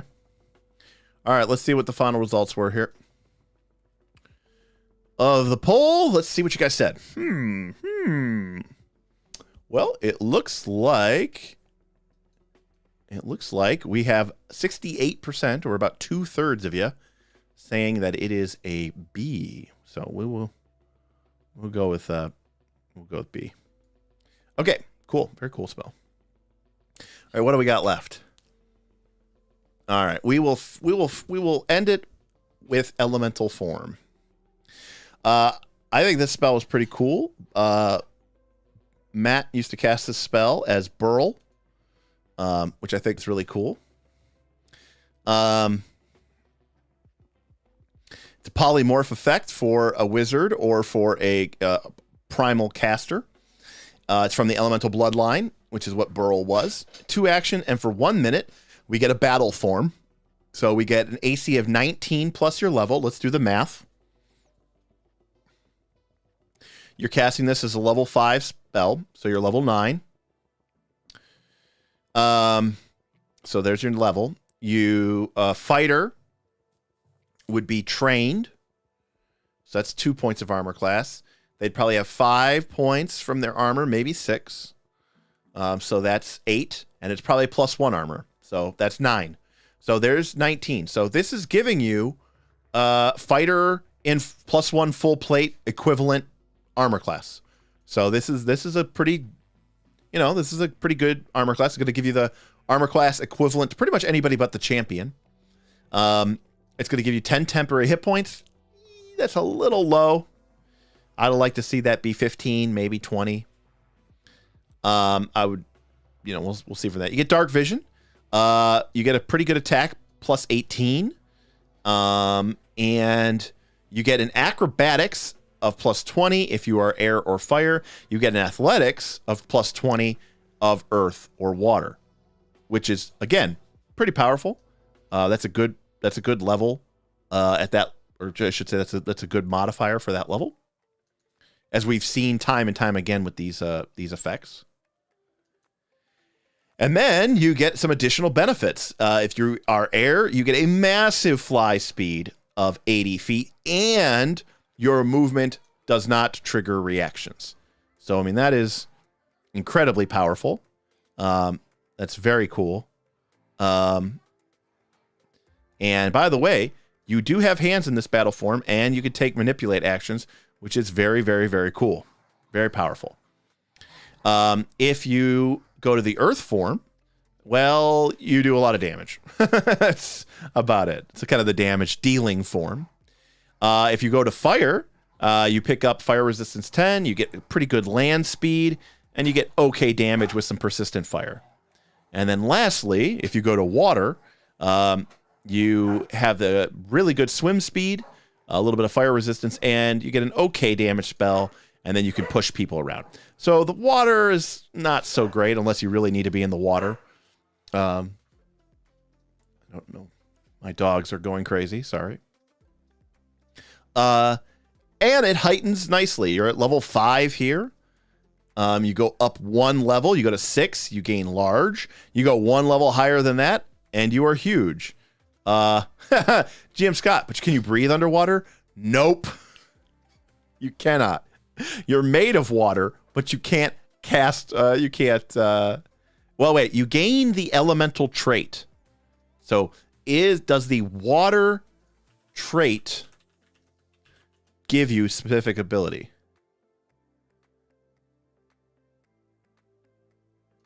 No.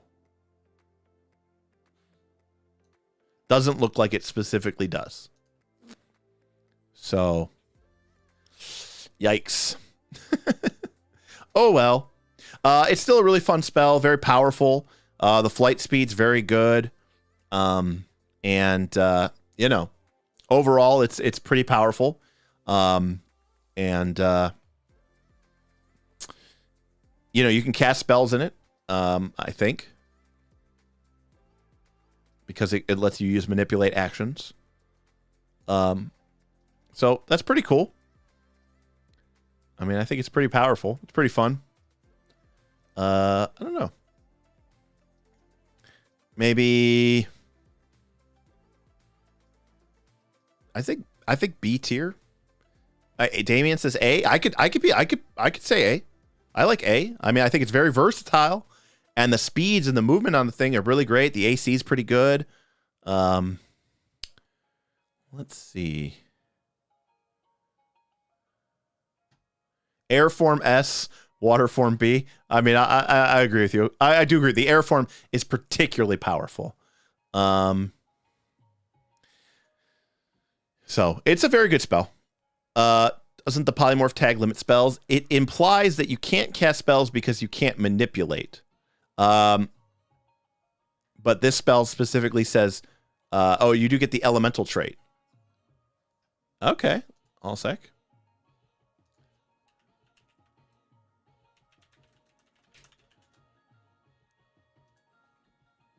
There you go. Elementals don't need to breathe. By the way, this is the hidden gotchas of Pathfinder 2, where not only do I need to know everything in this spell, but just reading this spell won't tell you what this spell does. You also have to know when you cast this spell what the polymorph trait does, what the transmutation trait does, and you need to know what the manipulate trait does.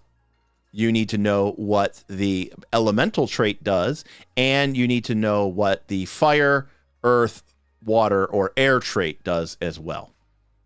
So there you go. The spell does not give you that, but it does give you this. Boo. Well, not only Brothlith is this bad, But even if you were playing this on a VTT, I mean, unless you know, this isn't even hyperlinked, you know, like, are you really going to sit there and look at all this stuff up? You know, no, I don't think you are. It's very easy to. I don't see why you wouldn't be able to speak, CJ Pan.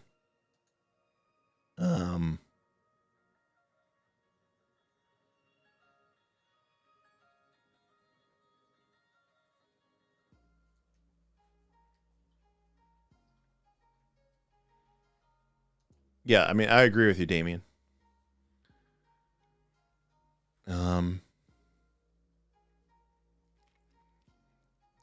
Although that is interesting to think that apparently, unless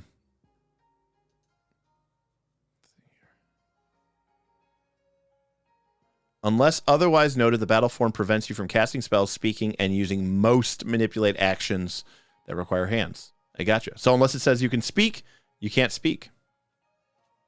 So no verbal spells, huh?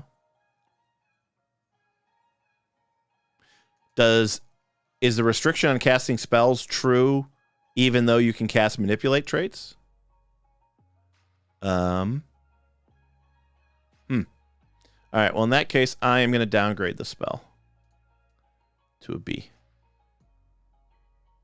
If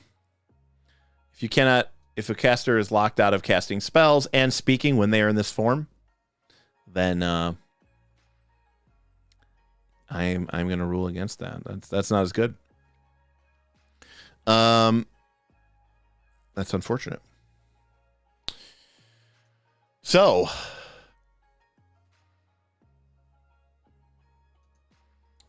that is going to do it for our spells for the day. We got a little bit distracted on some stuff, but you know, we're making our way through it. And again, this level 5 here is going to have about 80 spells, but then level 6 is going to be down to 50 or 40 or something. So then we'll be well on our way to finishing up. As a reminder, we have an ongoing tip goal for not only this show for All Spells Ranked.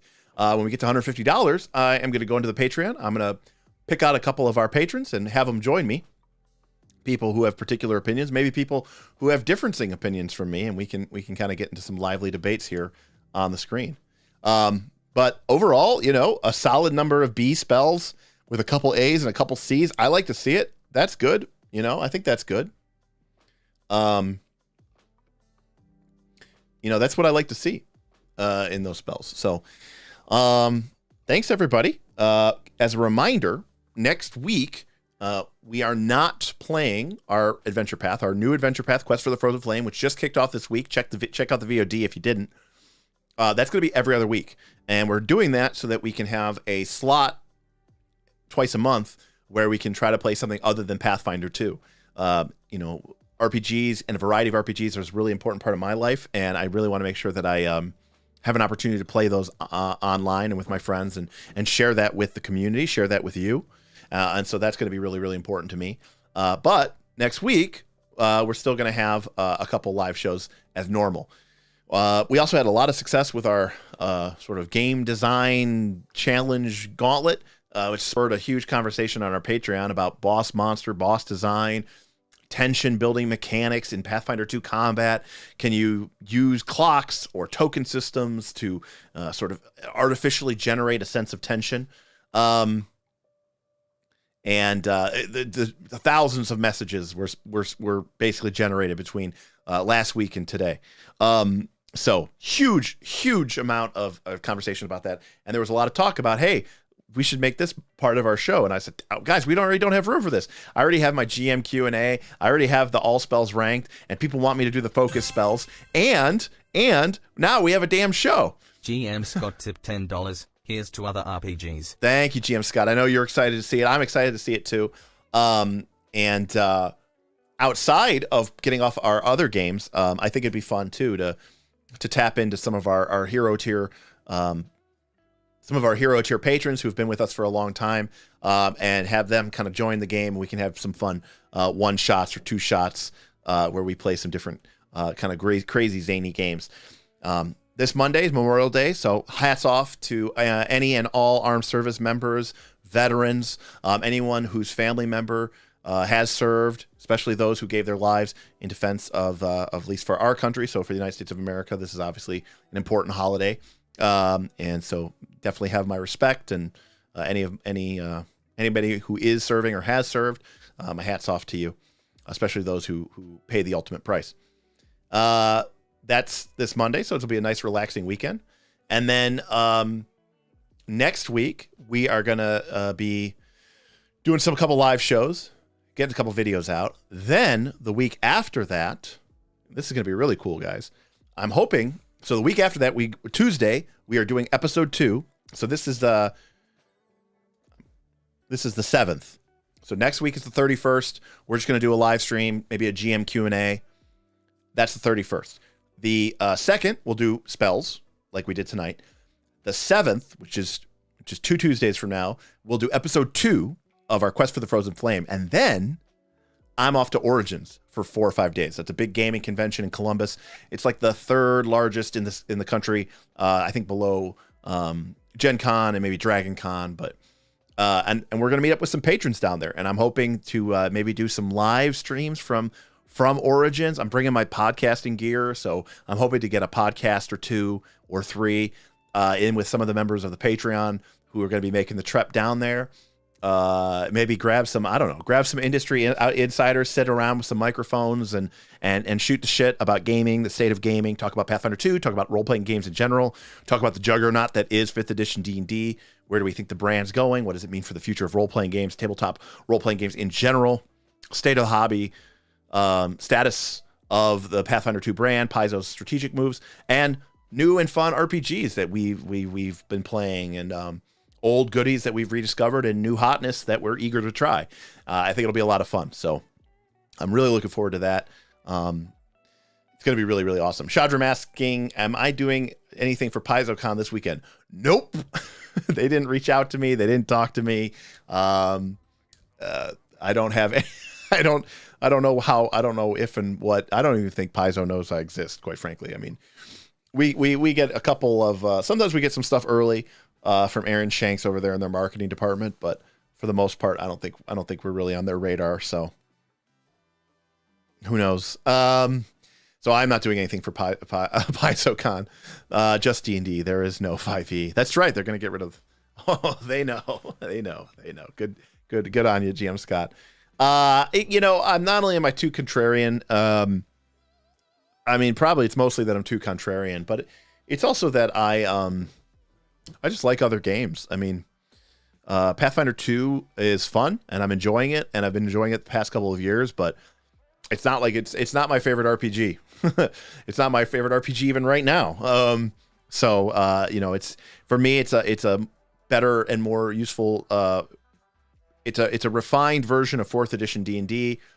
It's definitely a different playing experience than Pathfinder 1. Pathfinder 1 was too bloaty and heavy, and if I have any concerns about Pathfinder 2, it's actually that I don't want it to end up going down the route of Pathfinder 1. And I don't know what they're going to do if they're just going to keep creating new classes. That also doesn't really seem to appeal to me. But I also don't want the feat bloat and the spell bloat has already obviously gotten insane. Here, let's do this before I leave. Oh, you're not going to see this. Hold on a sec. Let me do this here. So I think I can share this. Let me share this. This is going to take over my screen, but hold on a sec here. There we go. So, sorry.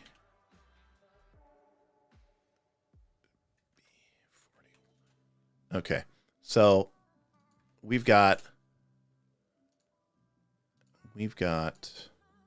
all right, let me create this window here, folks.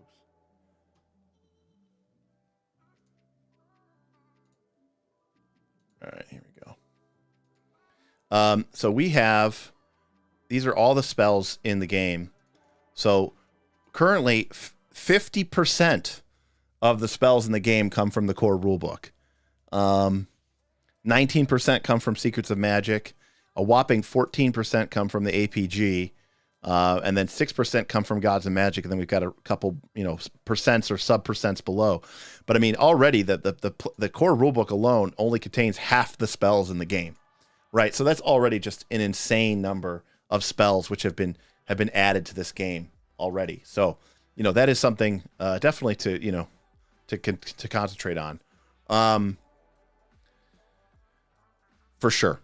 How dare you? You can't just like something. You have to love it 100%, or you hate it. Also, you can't love more than one thing, right? That's very true. And I like the universal but situational feats that have come out in the recent books. Yeah, I mean, those are probably okay. It's probably the way to go. I don't know that I love it 100%. Oh, yeah, item bloat's also really problem, Kevin. The items are all over the place. They're inconsistent. Okay, I want an athletics item. Why is an athletics item level 4, but like a diplomacy item is like level 7? So it's a problem. Are you going to rate the spells in Knights of Last Wall? Well, if they're level 5 or higher, I will, because we've just been kind of doing the spells as we've gone over. So, as we've gone over them, I don't think we're going to specifically tell us. We are supposed to do we are supposed to do a Last Wall review. We're supposed to do a Book of the Dead review like a month ago, but I went on vacation. Bob got sick. Aaron bought a house. So it all kind of worked out that we didn't really get a chance to kind of catch up with the Book of the Dead. And now it feels like by the time we were even going to make the Book of the Dead, now Knights of Last Wall came out. And by the time we make the Knights of Last Wall, who the hell knows? Dark Archive will be out or something. It's crazy. The release schedule. They should just do thematic archetypes. It's a good expense to expand upon while not increasing decision paralysis as adding options. Yes, I think archetypes is the way to go. If I rebuilt Pathfinder 2, not if I did my own system, but if I rebuilt Pathfinder 2, I would almost get rid of classes. I would just do everything through archetypes. Damien is a like many of the deep in the tank Pathfinder 2 players in our Discord, in our Patreon. He is a master of many games. I have personally bought him as he won a Hero Point award. So I had to buy him a role-playing game, and it was not Pathfinder 2. So, in my honest opinion, the mechanical flavor of some of the feats and spells there was a waste of an idea to put in lore-focused game with little to balancing budget. Yeah, I could agree with that. Book of the Dead A, Last Wall C. I mean, I do like Book of the Dead. One of the reasons I want to do a review for Book of the Dead is because, spoiler alert, Bob, Aaron, and I all really liked it. So, hey, Jordan, awesome. Found it through the Combat Tips series. Been binge watching. That's awesome. Yeah, Combat and Tactics series is one of our biggest. It is our biggest, most successful series. People really liked it. So, okay. Since you changed, okay, hold on a sec. Is that better? Since you changed your layout, it gets a little creepy when you're reading chat. It's like you're just spacing out or staring into my soul. Is that better? I think we're just used to it. Yeah, I mean, for those of you who don't know, basically, I have a teleprompter. So my camera is right here, and it's in a mirrored glass, and then I have a monitor which reflects the screen up into me. So even though I am looking right into the camera right now, I'm actually reading the chat. And so I can read the chat, or I can put stuff up on the screen. Like when I do my actual play, and I'm in my Zoom call with my players, I put their faces here on the camera. So that way, when I am looking into my players' faces, I'm also looking into the camera. But apparently it could be a little creepy and a little weird. But now when I put it over here, it looks like I'm looking at the chat. So anyways, I'm sorry that you're creeped out, buddy. Alrighty, folks. Well, thank you very much for the tips. I think you should have an angled cam where you look at chat as a downward angle to emphasize contempt towards lesser beings. Here we go. How about that? I think you should have an angled cam where you look at chat at a downward angle to emphasize the contempt towards the lesser beings. How's that? Is that better? Yeah. It's a personal pet peeve of mine. I like to connect with people, and the way we connect with people, like you and I are doing right now is, you look into their face and I look into your face and we say, hey, what's going on, man? It's good to see you. And how the wife and kids, your husband doing good? About your boyfriend, So anyways, I'm just going off on a rant here. It's been a long week. Looking forward to a long weekend. Not sure if we're playing Pathfinder 2 tomorrow, but we are wrapping up that campaign that Smith has been running. And we've been kind of hyper accelerating it to finish it up because we want to finish the game, but we're also kind of bored with it.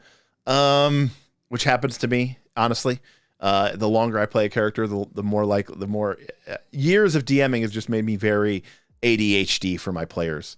So you appreciate the money spent on your behalf. Well, Chris, I appreciate you. Yeah, I mean, production quality is really important to me. Listen, if I was only a little bit more stupid, I would have like my studio set up like a Critical Role setup. I would have, 6 or 7 MKH 600, which are like 610s or whatever they're called, 620s. They're like $1,000 microphones, and I'd have a bunch of like Blackmagic Pocket Cinema 8Ks or Reds or whatever the hell they're using. I like things to look good, and I like things to mess around. So, it's worthwhile. And luckily, the Patreon allows me to do that. And they allow me to put a little coin into the pockets of my players who get to, they're appearing on my show, and they're basically doing work for me. I mean, you want to talk about real ultimate power. Okay. We've all seen this. Listen, if you're a GM, you know what I'm talking about here. We've all seen the trend, right? Where you have the professional dungeon master, the person, the lady, the guy, the person who's out there, and they are advertising their services on a pay for DM. It's $35 a player, 6 players. I bring the greatest stuff ever, and all this other stuff. What about the opposite?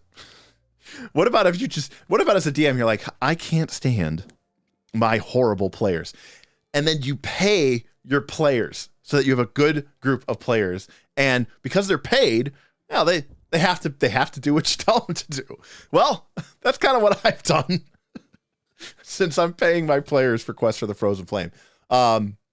Obviously, I'm not charged. I'm not telling them what to do, but it's my way of showing my appreciation for them and coming up and treating this like a professional would. Holding them to a high standard and making sure that they take the game seriously, and that when folks like you are tipping and people in our Patreon are appreciating it, I think that's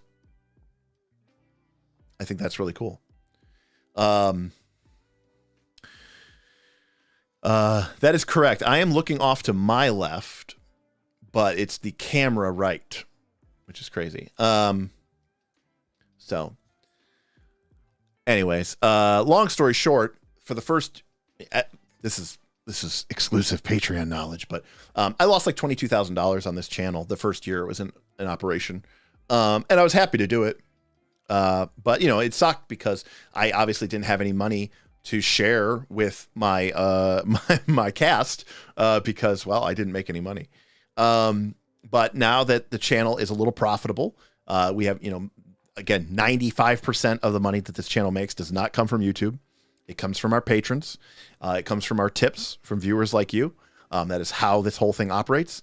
If you ever want to start a YouTube, let me know in the comments below if you want me to do a whole live stream or a whole video about answering questions about, I want to start a YouTube channel. I will tell you everything that I know, happily, the good and the bad. I won't try to discourage you from doing it, but I will probably end up discouraging you from doing it. But now that I am making a little bit of money with this channel, thanks to the generosity of my patrons, it's enabled me to basically be able to share that wealth with my friends, with my crew, and it lets me do things like, every month I do, sometimes twice a month, I do giveaways, where I give away RPG books, I give away RPG products. I'm doing a big series of giveaways at the end of the year, and so most of this money really doesn't end up in my pocket. I promise you. I pretty much figure out ways to give it back. Damien is extremely generous, not only with his hero tier patron membership, but with his regular, consistent, and constant series of tips. GM Scott's right up there with you, along with some of our other, biggest and baddest benefactors, Steven, Mark, Ben, Vin. These are all the people who really, just they make the world go round, and they're really powerful. I think I mentioned Donnie, GM Scott, obviously in the chat, Atomic Hobo, Dark Council. These are all the people who really make things happen. Combat Medic Bush, if you're listening, you're one of our top subscribers. So huge stuff. So we love to see it. Ben gives you like 80% of my I love it. GM Scott, quick poll. What was your first exposure to Knights of the Last Call? Night School, Rise of the Runelords AP, or spell ranking? Unfortunately, let's see. Well, how about this?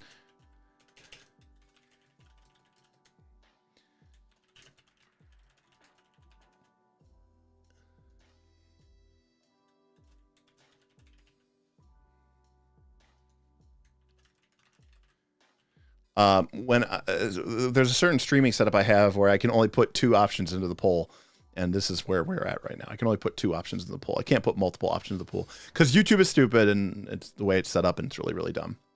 Wow, Shadram, you went deep. I like it. I appreciate it. But yeah, I mean, basically, we do this essentially more or less out of the I think I calculated that I make like $3 an hour for the number of hours I put in each week for the channel. But I mean, the hope is obviously, if we can grow the channel and we can, find more people, maybe, someday it will, become popular and profitable, and I'd love to see it. I'll tell you what I would really love to do. I can't stress this enough. We have some really smart people. We have some people who are very passionate. That doesn't necessarily, they're a little bit unfocused. They're a little bit unguided. But there's a huge creative brain trust that is going on inside of our Patreon. And I would love to be able to use that to create something. I don't know if that's monthly content or a future Kickstarter or a revision of Pathfinder 2 or our own role-playing game system or something. But I think that could be a lot of fun. But, I'll be honest with you. One of my biggest reasons that I'm hesitant to get into RPG design or even for Pathfinder 2 and is one reason. VTTs. Because if you come up with some cool stuff, but if that cool stuff isn't a module in Foundry, or if it's not in Path Builder or Wanderer's Guide, I feel like you're just dead on arrival. I really do feel like you're dead on arrival. And it's such an extra step to create new content and try to put it into those frameworks. It really is tough. So, all right. Well, we got a bunch of votes, and 100% of you voted YouTube video. Wow. All right. All right, so let's try this. All right. Videos, eh? Was it the was it AP? Was it the Rise of the Runelords or Quest for the Frozen Flame? Or was it our other videos? All right, I know we're getting into it now. We're getting into the weeds. I'm curious. And look, I like hanging out with everybody here, and you guys have been really awesome. We should do a Kickstarter. NoNat just did one that got funded in 2 hours. Well, NoNat has 4 times as many subscribers as I did, so there's that.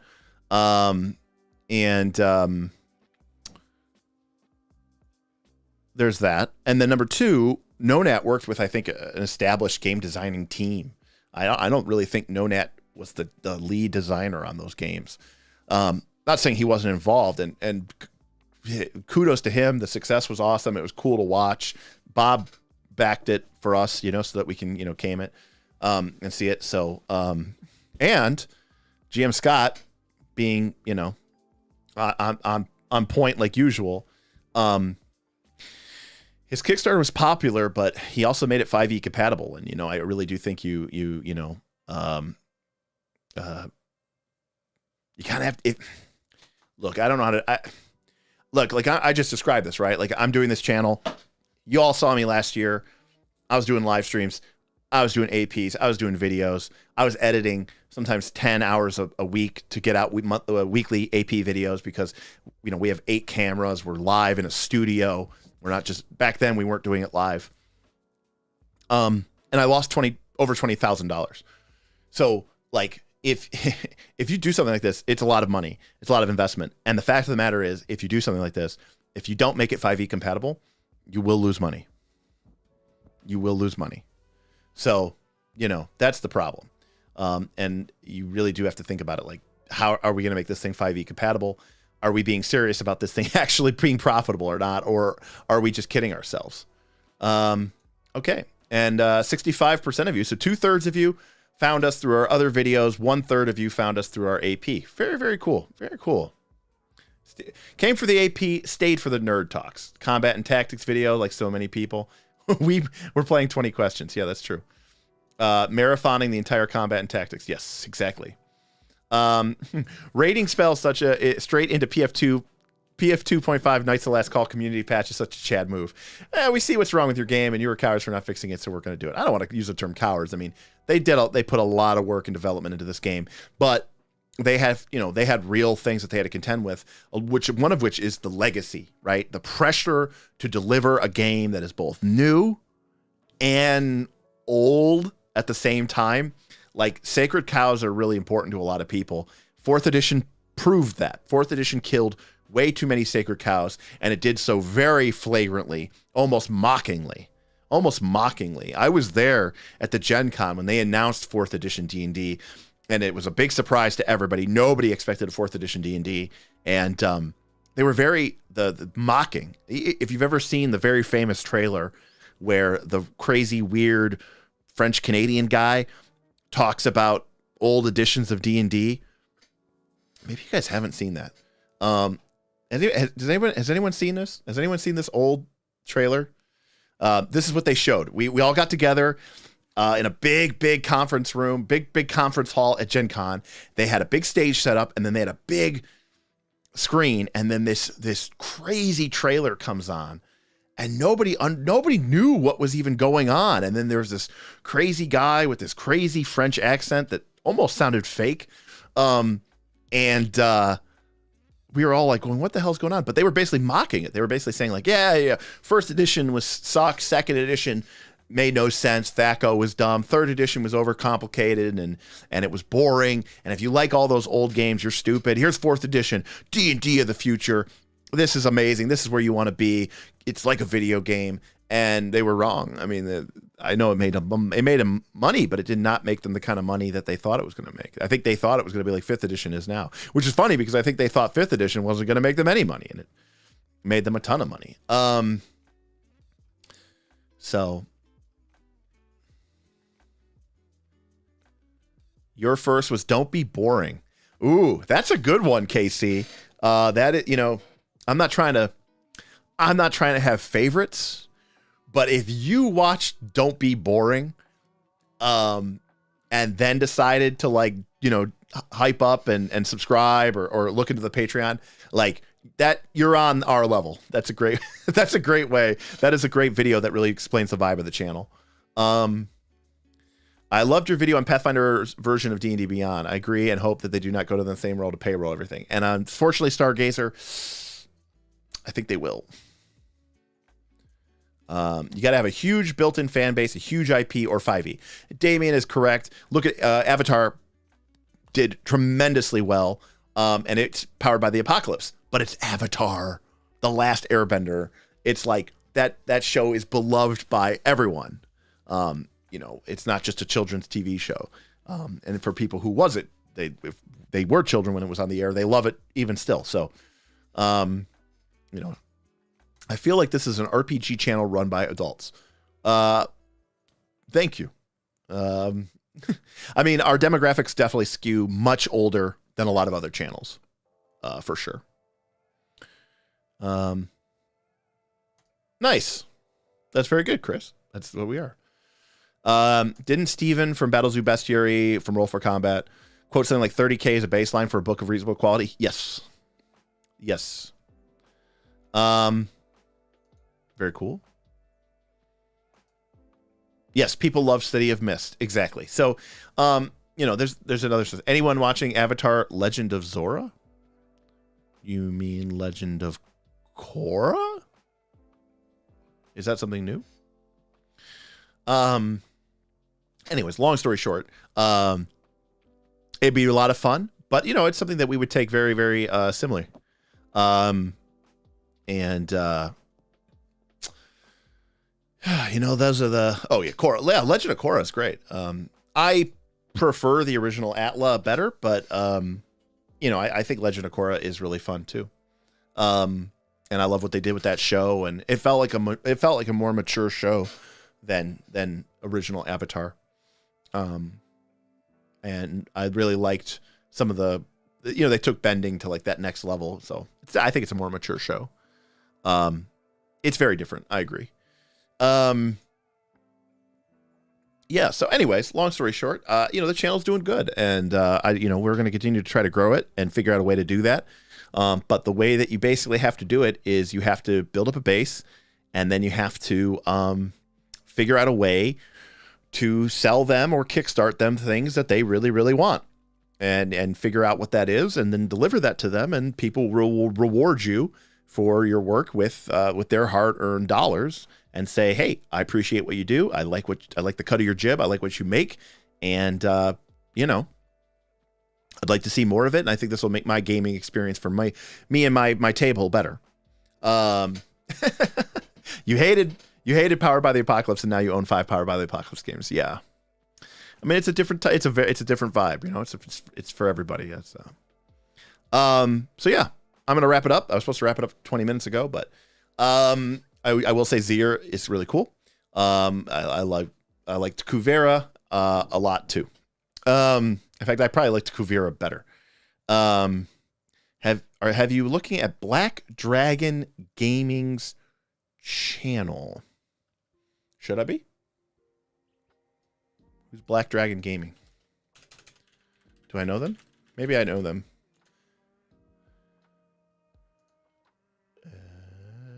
They have 6.5K subs. Their icon could use work. A couple hundred views. I have not checked these out, but I mean, they have more subscribers than me. I got 5.5.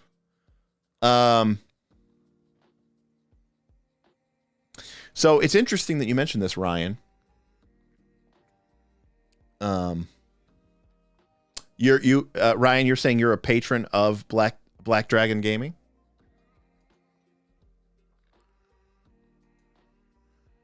Oh wow. Yeah. I mean, they're doing great. Holy crap. So again, I don't know these people, and I haven't checked out their stuff.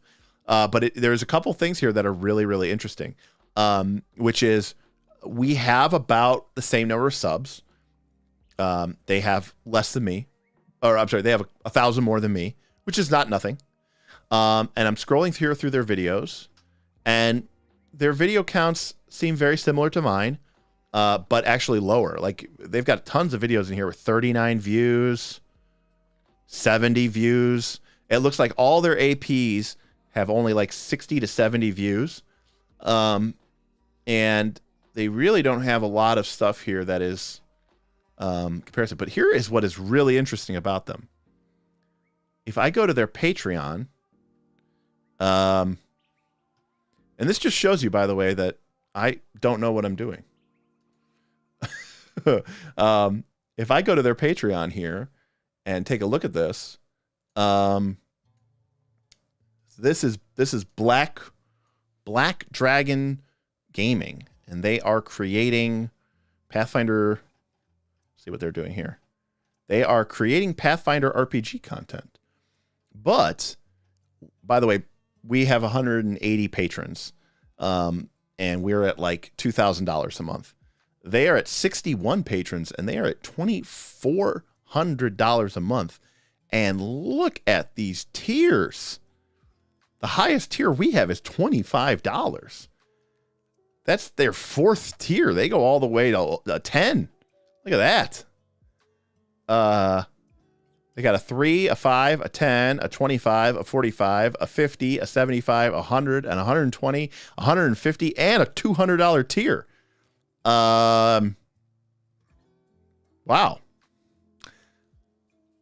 I don't know how you get people to pay for that. My God, that's crazy.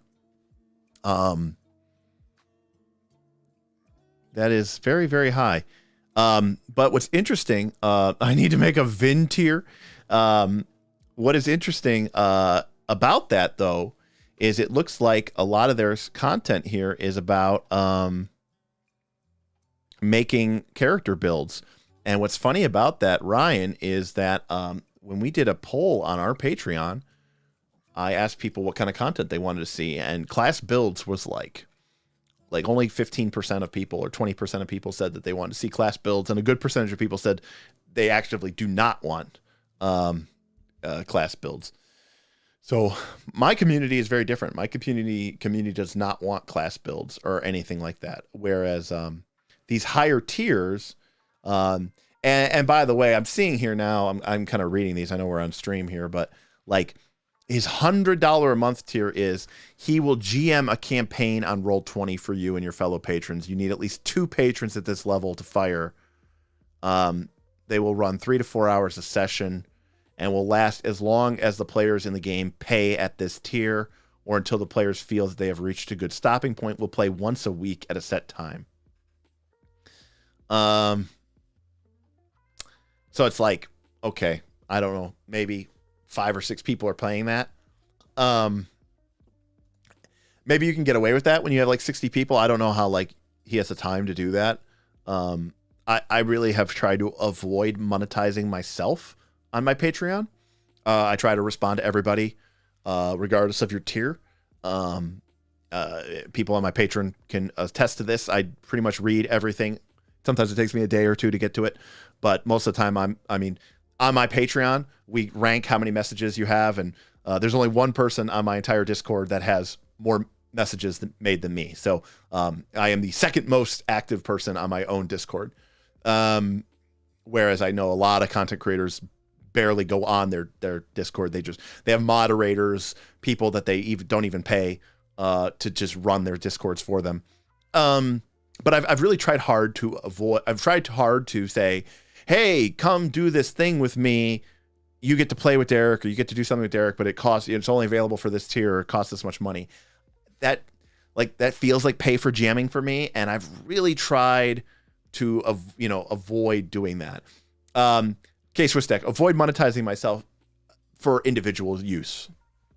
Like I've really tried to get away from like, oh.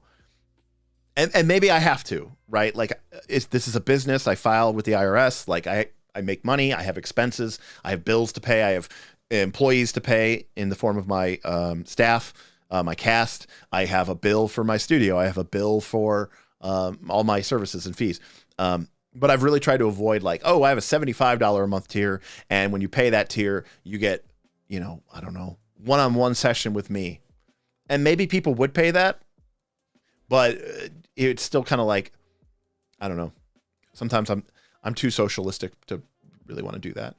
A lot of people do pay for GMing. Derek as a service. Yeah, I don't know. It's just kind of weird to me, and it's not really something that I'm gonna think. Bros left. Thank you for staying on as late as you have. Love seeing you in the chat, and I'll definitely be thinking of you when I think of trying to do an earlier chat or earlier stream, at least maybe once or twice a month for you. Take care. Good seeing you. Thanks for hanging out with us. Winter Wish optimized 5K. Their optimization videos hit 1.5K. I mean, we do better than that. So, I wonder what percentage of your patrons are GMs primary versus players. Very high. I'm trying to think what the poll results were. I think 85% of our Patreon considered themselves a GM for my poll. You don't want to make something you love into work. Mark hit it out the night. And to be honest with you, because it's Thursday night, we're hanging out. We're vibing. Like, this channel has sometimes, dabbled into feeling like, wow, I love role-playing games, and now this channel feels like work. Between you and me, one of the reasons why live streaming really saved this channel is because when we used to do our videos in person all the time, especially the group videos, I'm pretty handy with Adobe Premiere Pro. I'm pretty handy with audiovisual editing software, but I used to get 3 to 4 hours of footage, and I used to run 6 or 7 cameras. I had a camera for me, a camera for Bob, a camera for Nick, a camera for Tim, a camera for Matt, a camera for the battle mat, another camera from the battle mat for a different angle. So that's 5 cameras, plus the camera for the battle mat, plus a second camera for the battle mat. Sometimes I had a wide shot. That's 8 cameras times 4 hours of footage each. Like, it sometimes took me, if the session took me 4 hours, it might take me 10 or 12 hours just to edit the video.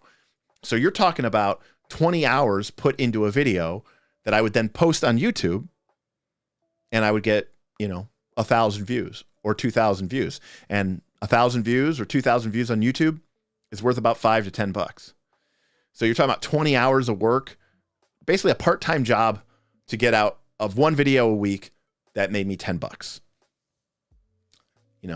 And most of that time was spent editing in a non-linear editor like Adobe Premiere Pro or DaVinci Resolve or Final Cut. I love playing RPGs. I don't love editing cameras and editing footage. That's not where my passion is, right? That's not where my expertise is. So live streams came along and made it so that it's much easier for us to get a product out to folks and make it a lot easier. And this is also why a lot of the other YouTubers, not just in the Pathfinder 2 space, but in the 5e space as well, again, they're smarter than me. Most of their videos are under 20 minutes. It's a single camera shot like I do here for my live stream. Basically, the way that a lot of people make their videos is just the way that I'm making this live stream right now. My office is set up like this. It doesn't change. They turn on this camera. They start recording. They have a script, either notes off to the side or something down below. And they read it like this. And they, sit there and go, "Hi, welcome to Knights of Last Call. Ever notice how broken fighters are? Today, we're going to cover 5 tips to make your fighters even more broken." And then they talk, they go through their bullet points. They go through their script. They knock it out in, 20, 30 minutes. They have 20, 30 minutes of footage. If they're editing themselves, they go through, they cut out the ums and the ahs and the goofs of the script, or they send it off to some editor that they found through Fiverr or through Upwork. They pay them, $30 or something like that to edit a 15-minute video. I looked into Fiverr to look for an editor, and they basically they laughed at us. Tim was like, "I know a couple people who do editing," and they were like, "Yeah, it's $30 for 15 minutes." And we're like, "Okay, well, how much would it be for a 2.5-hour video with you having to edit 8 different cameras?" And they're like, "I don't know, $500 or something." And I was just like, "Okay, well, we're not paying that. I make $5 to $10 off of these videos. I'm not going to be negative $490 in the hole just so I can produce a new video. That doesn't make any sense." But, whether you're Nonat or you're a rules lawyer or you're someone bigger like in the 5e space, like Dungeon Coach or Dungeon Dudes or Dungeon Craft or Taking 20, what do? They sit in their place with or without lights. They talk into a camera. It's a single shot. They've got their whatever behind them, either the green screen if you're Taking 20, or they have a cool little set if you're Dungeon Dudes, or it's just a blank wall, like if you're Nonat, and they talk for 10 to 15 minutes. They either edit it themselves to keep it, to keep it really cheap, or because it's so short, it's easier to send off. Then they make it, they put a thumbnail together, they stick it on YouTube. People come across it and they look at it and they go, oh, look, it's a cool thumbnail and the video's 13 minutes long and it's kind of got a catchy title. I'm going to click on it. I'm going to watch it. And it's 5e. So our channel is none of those things. You go to our channel, good luck finding any video that is under an hour. We have very few of them. Most of our videos are very, definitely nothing under 30 minutes. Like, you know, maybe my reaction video, which I got lambasted for saying it was clickbait, even though the title and the thumbnail said, I'm angry about Paizo's decision. And then the video consisted of 10 minutes of me talking about why I was angry about Paizo's decision to produce 5e content. Anyways, so at least Ronald did the Marshall versus. I love that. I love what Ronald's doing. I really do hope that was successful for him, and I hope that he continues to do that, because I do agree. It's not only is it interesting, it's like actually useful, and so I was really happy with some of the stuff that he was doing over there. Or even I'll give a shout out to Deadly D8, which is, you know, at least they are trying to do something different with their channel. They're bringing in teams of animators, and they did a collab with us and used our content with their animation team, and like at least it's something that feels like production quality went into it. But it's the sad case of YouTube that it's like you just make so little money from these videos. I'm telling you, it's like, unless you're doing like, you know, 50K, 100K views, you're not making any money off these videos. You're not. And we get excited if we're thrilled if we get a video that does over 2K views.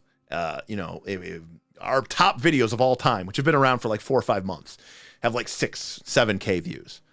So I've made like $35 off of like our combat and tactic video, you know. So it's just so ridiculous. And so it's tough because you want to find more viewers, but the reality is this is RPGs. We're just, you know, we're RPGs and we're not 5th edition. If you're not 5th edition, what are you going to do? And if you are 5th edition, how do you break into that? There are already so many huge channels. The whole universe of 5th edition is just awash in just endless channels, you know? So it's just really tough. One of my most successful videos was my 2-minute 5e April Fool joke. That's true. That did get a ton of views, actually. I didn't monetize that one, though. I didn't monetize it. I didn't want to upset people. YouTube consistently tells you that I suck and that I'm doing wrong. It does, actually. Every time I log on, it does remind me of that. Well, Jordan, you said it all. I'm going to end on that comment because that's very nice of you to say. Ultimately, you know, this is a labor of love, and that's why it's so important for it. The other thing that's really important about it is I have a pretty good job, to be honest with you, between you and me. Smith has a good job. Bob has a good job. Tim has a good job, right? We all have good jobs. And we don't need this channel. So this is really just an optional thing for us. Like, I literally mean it when I say that, like if something pissed me off or something like that, or something blew up or something like that, it was just like this horrible, awful thing. Like if it's like, oh, you got destroyed or whatever, you got canceled, or everyone left your thing, I'd be like, okay, I would just end the channel, right? Like, I love doing this, but only because I'm passionate about it. Like, if this thing ever became a huge hassle, if it became like a huge, many more of a time and money sink than it is, yeah, I mean, we would walk away from it. And so what that means is, I don't care what I say. Like, I'm polite.